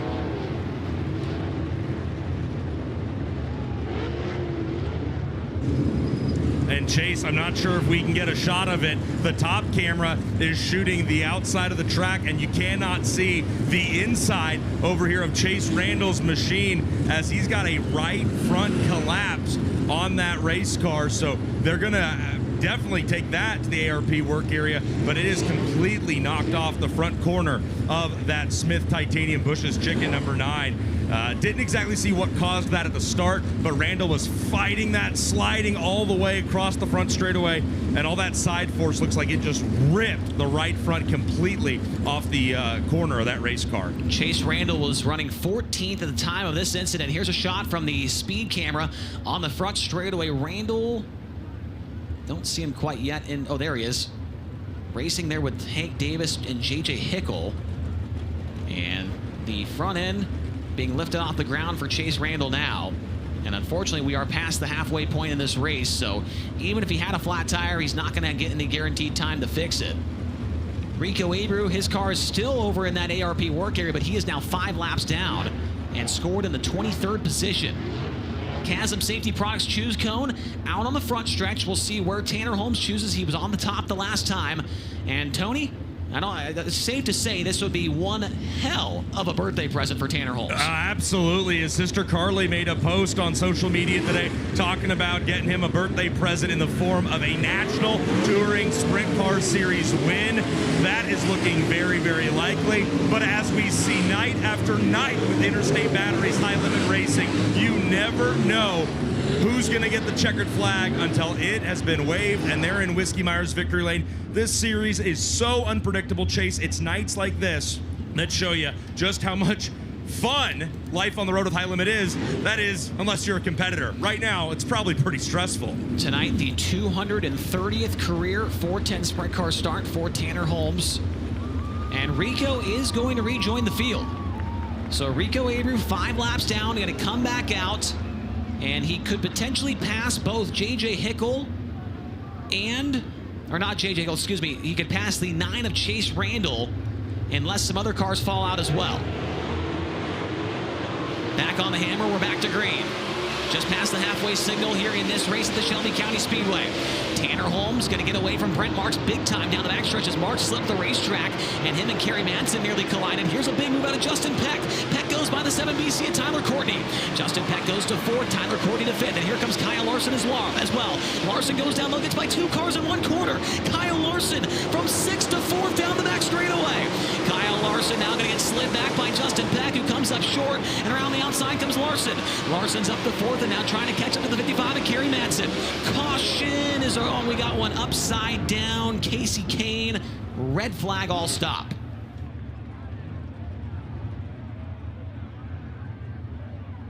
And Casey Kane is climbing out of the Macri Motorsports 39M in turn 3.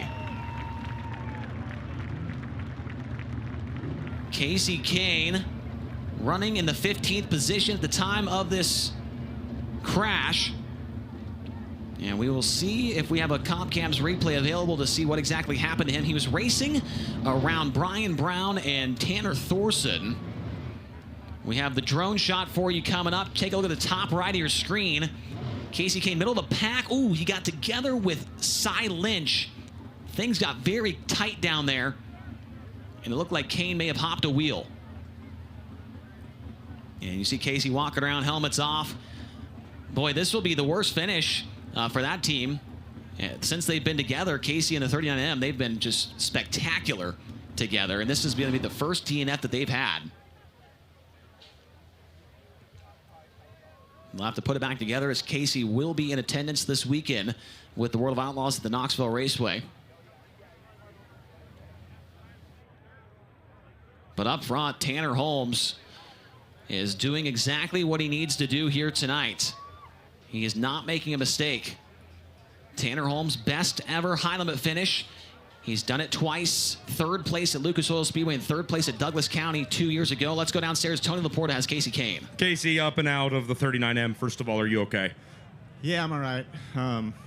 Really frustrated with myself, put myself in a bad spot there, and had a run, but I knew it would close if I didn't get through quick, and I didn't get through quick enough. So, yeah, it's on me. We're glad you're all right. Thanks.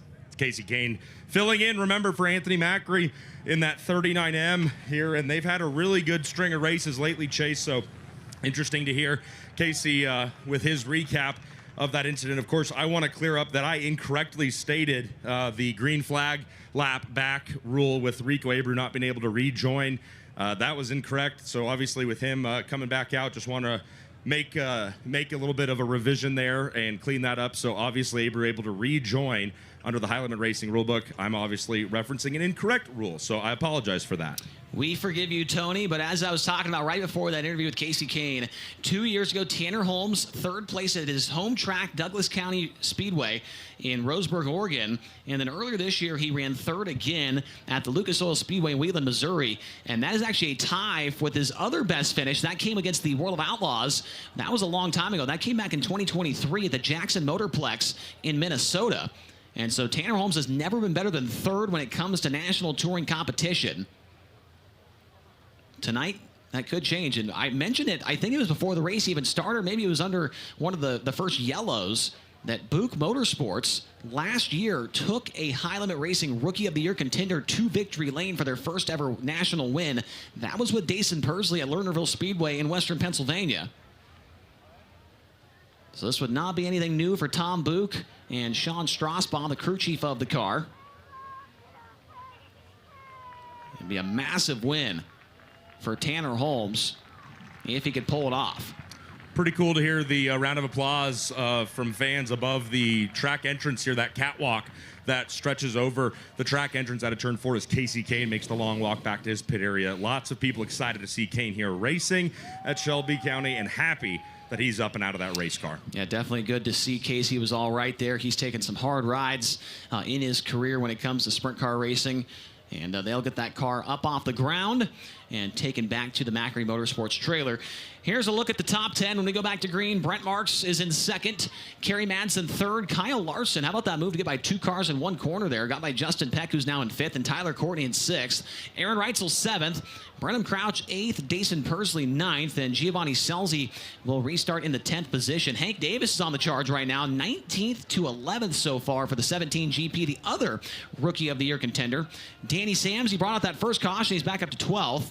Cy Lynch in 13th, Brian Brown 14th, and Tanner Thorson will restart this race in the 15th position.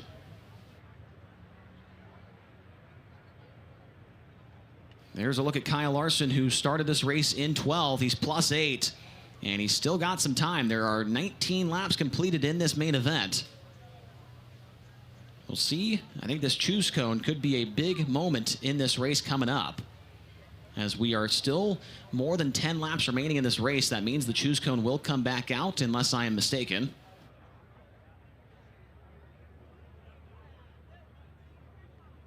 As there is the 39M rolling off the track there and back to the pit area.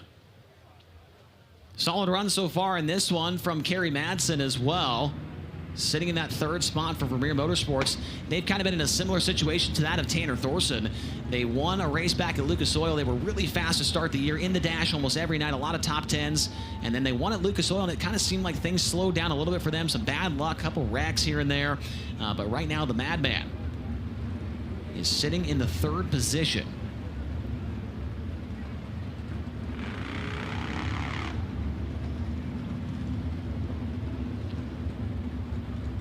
Aaron Reitzel now up into the 7th position. And with some of these cars getting eliminated from the race and Rico Abreu restarting, he's going to pass at least 1. We know that for sure. He's currently 5 laps down, but he's only 2 laps behind that of Chase Randall. And he will certainly pass Casey Kane. And so if Rico is able to finish the race, he is going to gain 2 spots to 21st. As this midweek series championship presented by Roto-Rooter and the overall championship continues to just be a wild ride.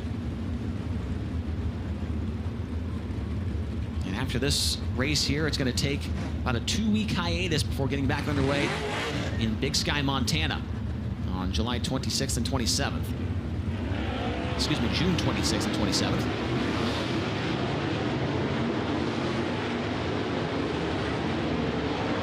HenderCars.com pace truck is rolling into turn 1.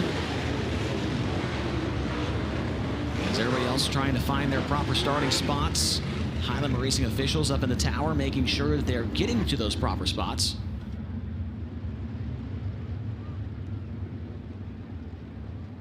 And a couple of cautions all the way throughout this one. These cautions may be helping your race leader. However, Tanner Holmes has not. He's had to deal with traffic a little bit, don't get me wrong, but he's had a couple of yellows to have some clean air, some clean track to work with. I think these yellows are probably a good thing for that yellow-black number 13 car. And like I said, this would be a massive win. There's a lot of detractors out there for this kid. Maybe tonight he can prove them wrong. Chasm Choose Cone makes an appearance on the front straightaway. Tanner Holmes has chosen the top the last couple of Choose Cones. And we'll see if he does the same thing this time. You'll get a look at it here from the FloRacing drone. And Holmes is going to go to the top. Marks down low. Kerry Manson follows. Kyle Larson. Looks like Tyler Courtney's going to follow Justin Peck to the outside. The rest of the drivers, relatively status quo back there. Nothing too crazy as we go to the green this time.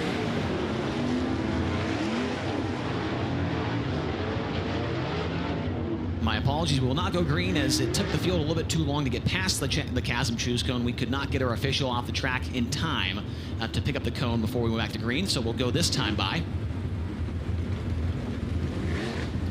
2 drivers at the front of the field with 2 very different storylines for their first win of the year. One is certainly a future Hall of Famer in the sport. The other one really just getting things underway and looking for that first national win.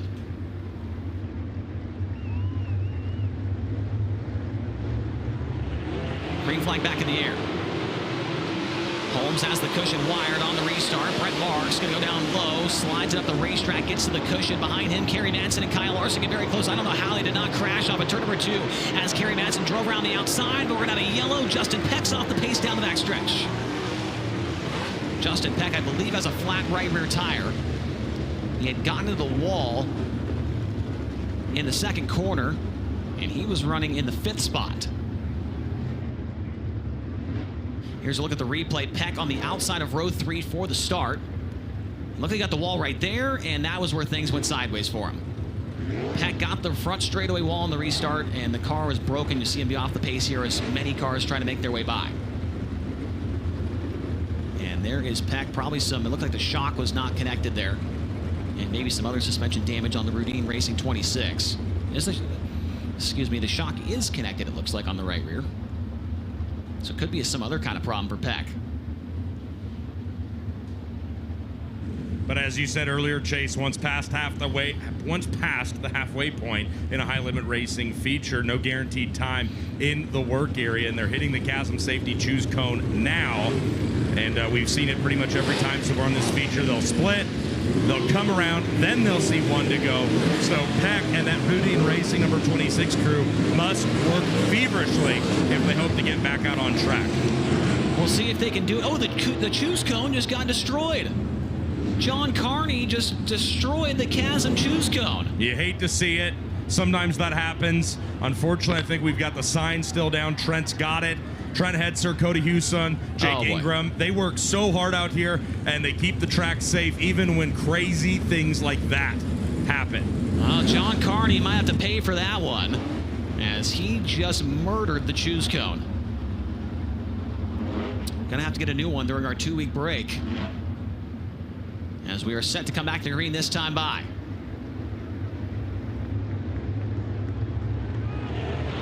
Tanner Holmes on the gas early, brings the field back to life. Holmes goes to the cushion in turn 1.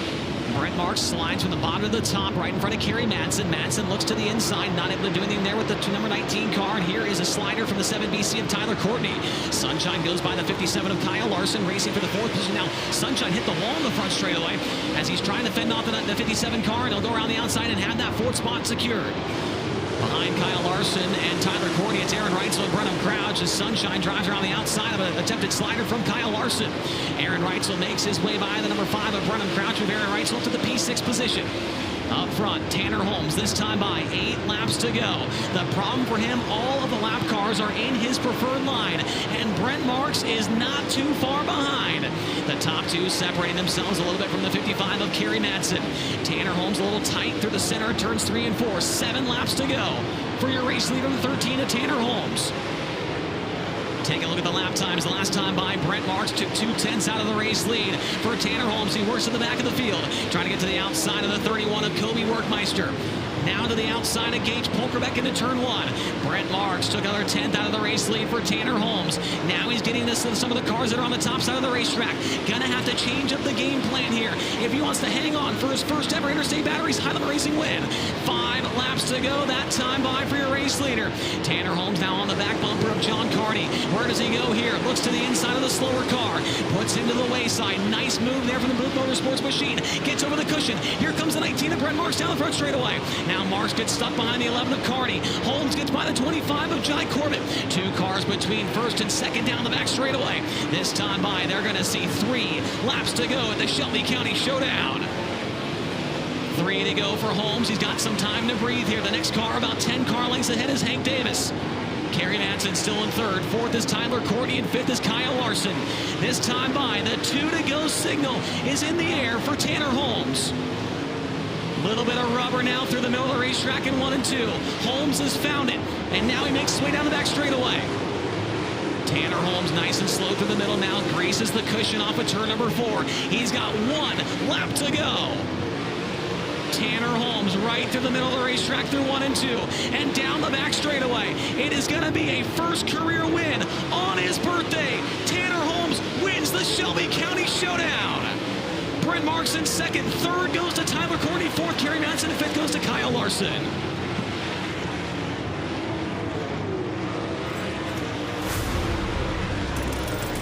There it is, race fans.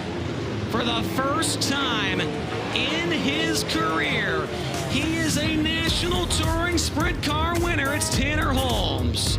Brent Marks 2nd, Tyler Courtney 3rd, Kerry Madsen 4th, Kyle Larson 5th. Aaron Reitzel, Giovanni Selzy, Brenham Crouch, Jason Persley, and Danny Sams back to the top 10. Brian Brown in 11th, 12th goes to Tanner Thorson, 13th Cy Lynch, 14th Hank Davis, 15th John Carney, 16th Jai Corbett, 17th Gage Polkerbeck, 18th Kobe Workmeister, 19th Chase Randall, and 20th goes to Rico Abreu. Excuse me, that looks like J.J. Hickle lost his transponder through the race. He actually ends up in the 9th position. So J.J. Hickle 9th, and 10th goes to Dason Persley. Tanner Holmes arriving on the Longacre official scales.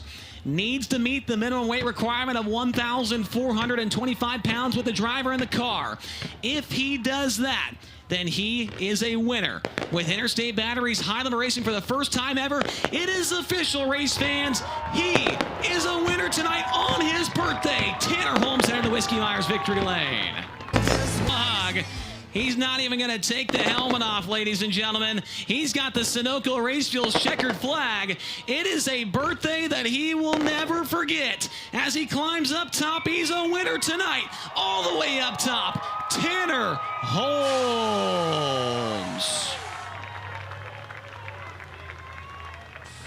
With the Kyle Busch bow on the top of the Jugo Superfoods number 13. His favorite driver growing up as a kid was Kyle Busch. And he will do the Kyle Busch bow. Tony Laporta, take it away in Whiskey Myers Victory Lane. Chase, you nailed it. Tanner Holmes grew up out on the West Coast, heading to Las Vegas Motor Speedway as a teenager to watch his favorite driver, Kyle Busch, ruffle feathers, chase checkered flags, and win races. And just like Kyle Busch, Tanner Holmes can be described as a thoroughbred racer. Busch would drive, race, and win in anything he could. Tanner Holmes can be described in the exact same way, whether it's outlaw carts, micro sprints, midgets, winged sprint cars, it doesn't matter. He loves to race, and tonight he loves to win. Buick Motorsports brings yet another driver to their national victory debut. Ladies and gentlemen, let him hear it for the first time. He's a national winner, Tanner Holmes. And on your birthday, nonetheless, I don't have anything intricate or complex to ask you. What's that feel like? Man, it's simply unbelievable. You know, I honestly, I think of about 8 or 9 years ago when I started sprint car racing. I said if I could just get to High Limit or the World of Outlaws and win a national race, like my whole deal's complete. That was my main goal. And to get here and to race with such an incredible team, Tom Buick, Sean, Gabe, Tyler, they've been working incredibly hard. And a shout out to Tom. He actually texted me, tomorrow is 13 years since Leffler's accident, and so it's really cool that we parked it tonight for them. And Tom's just been a guy that's put so much into the sport, so to deliver feels really good. Your sister Carly is the first one to wrap you up in a hug as you climb out of this thing in Whiskey Myers Victory Lane. I know you don't have the time to tell us the whole story, but you and her have been racing practically your whole lives. She's not working on your race car anymore. She's on the Outlaw Tour with Logan Schuart. But what does this mean to have her here with you tonight for your first High Limit win? Absolutely. No, it's amazing. And I do want to give a shout out. It's unfortunate both my mom and dad aren't here. They put so much into my racing. My older sister, just so much commitment along with Carly. So much blood, sweat, and tears. We document everything we do, but even that only sees like 25% of so much grind. Some butt chewings from her, but also like the person that's always been in my corner at some of my lowest moments. Some things that I just did that wasn't very professional of a driver out there. So tonight to win is just so, like I said, it's hard to put into words. How tough was this field? I saw you hitting the bottom, but everybody would skate up to the top, and you were aggressive, at least it looked like from down here in the infield when it came to getting through lap traffic. Is that just a necessity when you've got somebody like Brent Marks and the rest of the high roller field hot on your heels? Absolutely. I feel like I've lost or just, been through so much hardship even in this first year, moments where I wasn't aggressive or wasn't in the right spot. And tonight, I don't know, I just was able to get in a different zone for myself and really make all good decisions until I hit the front stretch with like 6 to go, and then that wasn't very good. But overall, I felt like I just ran a really good race and, never was too excited, but never was conservative, just like put my car exactly where I needed. And, we've been training really hard for this, myself and this team, for a while. These guys have put the time in to be a really top national team, and we're hoping to, continue that throughout 2026. Man, no kidding. Sean Strasbaugh and this Buick Motorsports team have just continued to help young drivers like yourself get to Whiskey Myers Victory Lane in the top of the wing. For sure, no, and I just want to, we want to take a second. Again, Sean, Tyler, Gabe, they put so much in.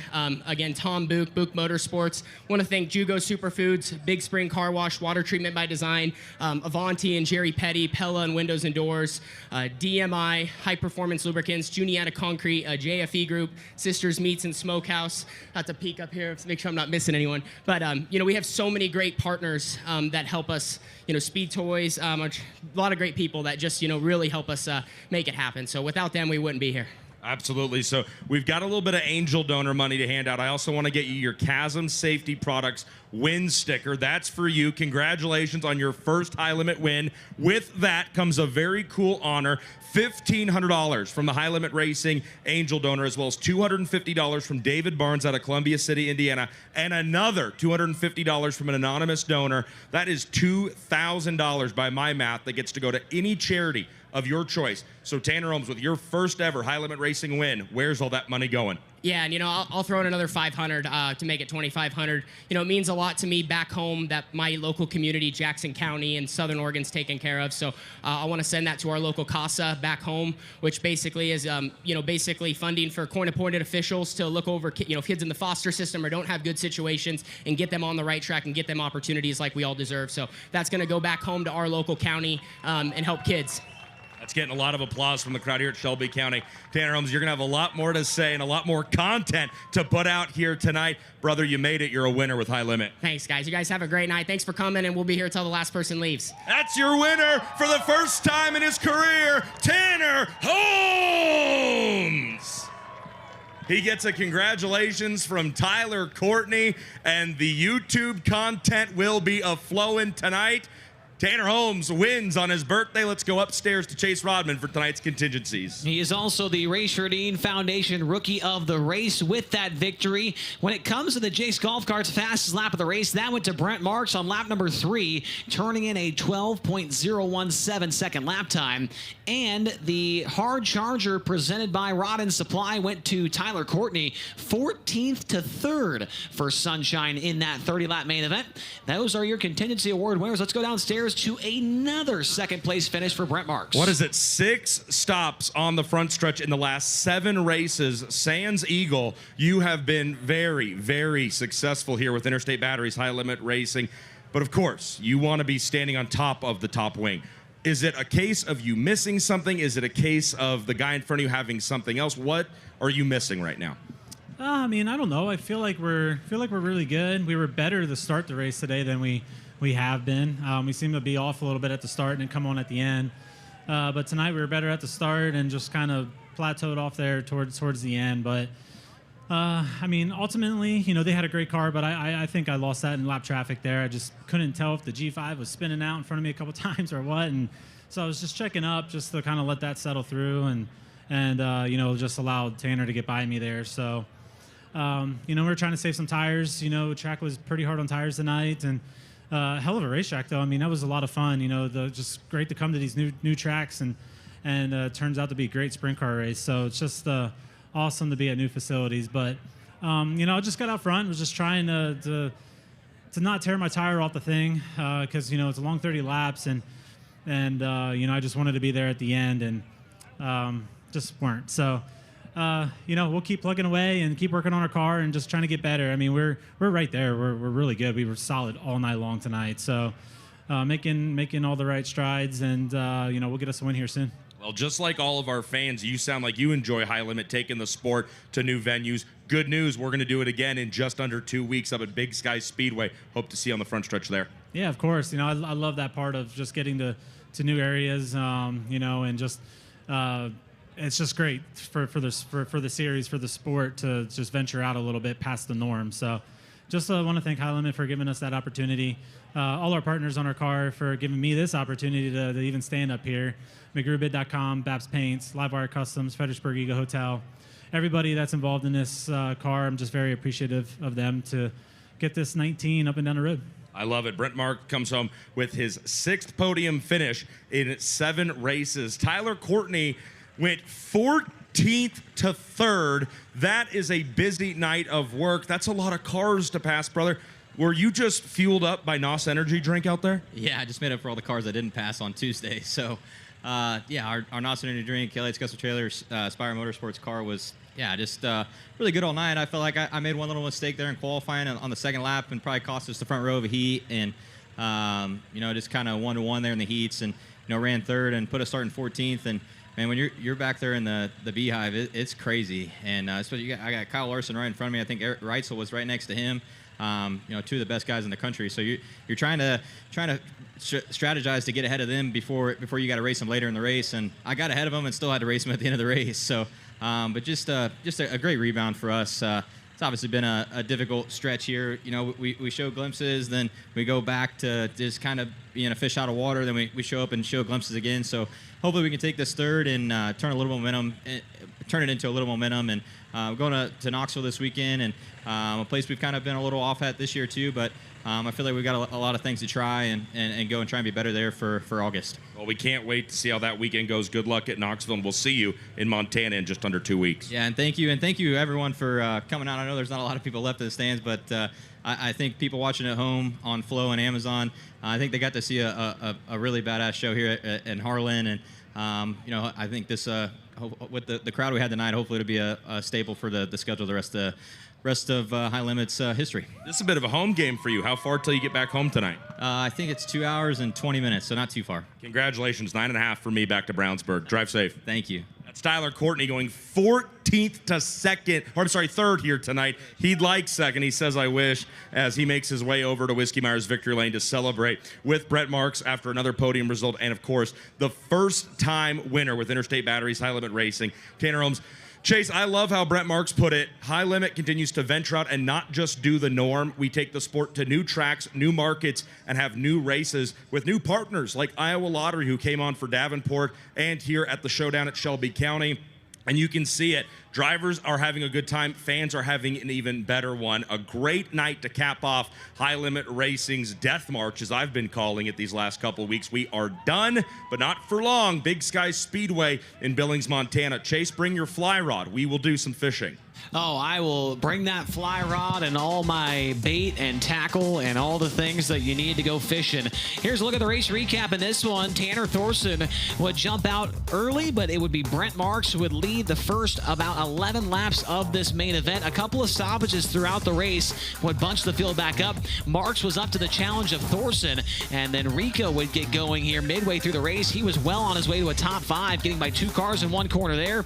And then Tanner Holmes would begin his march to the front, to the outside of Thorson, with a great move there to take over that second position. 3 wide into the corner here. I mean, how can you not love the racing we saw for about the first 27 laps of this main event? Rico and Peck going at it, and here is the move for the race lead.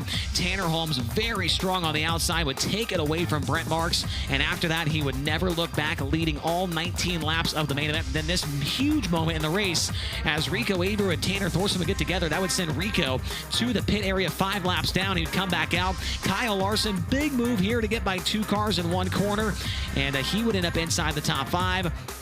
I mean, just cars all over each other. If you made one wrong move, you're getting slid by 1, maybe 2 cars per corner, as Larson and Sunshine would continue to duel it out here, as Sunshine would drive around the outside of Larson, but the win in the end, as Tanner Holmes, I did not see that. I was watching farther back in the field, but Holmes smoked the fence right there down the front stretch with a couple laps to go, as Courtney, Madsen, and Larson would sort things out for the top 5 positions, and Tanner Holmes would go to victory lane for the first time in his career, with Interstate Batteries High Limit Racing as a Race Redeem Foundation Rookie of the Year contender. Here's the upcoming High Limit schedule. Tony mentioned it. We're going to Big Sky Speedway on June 26th and 27th. Then it's off to Fremont in Ohio, along with Eldora Speedway. Then to Pennsylvania and Lernerville. And then over to New York at Ransomville and State Line. Then back to PA on July 25th and 26th for the Port Royal Speedway Bob Weicker Memorial. Then it's over to New Jersey and Bridgeport Motorsports Park.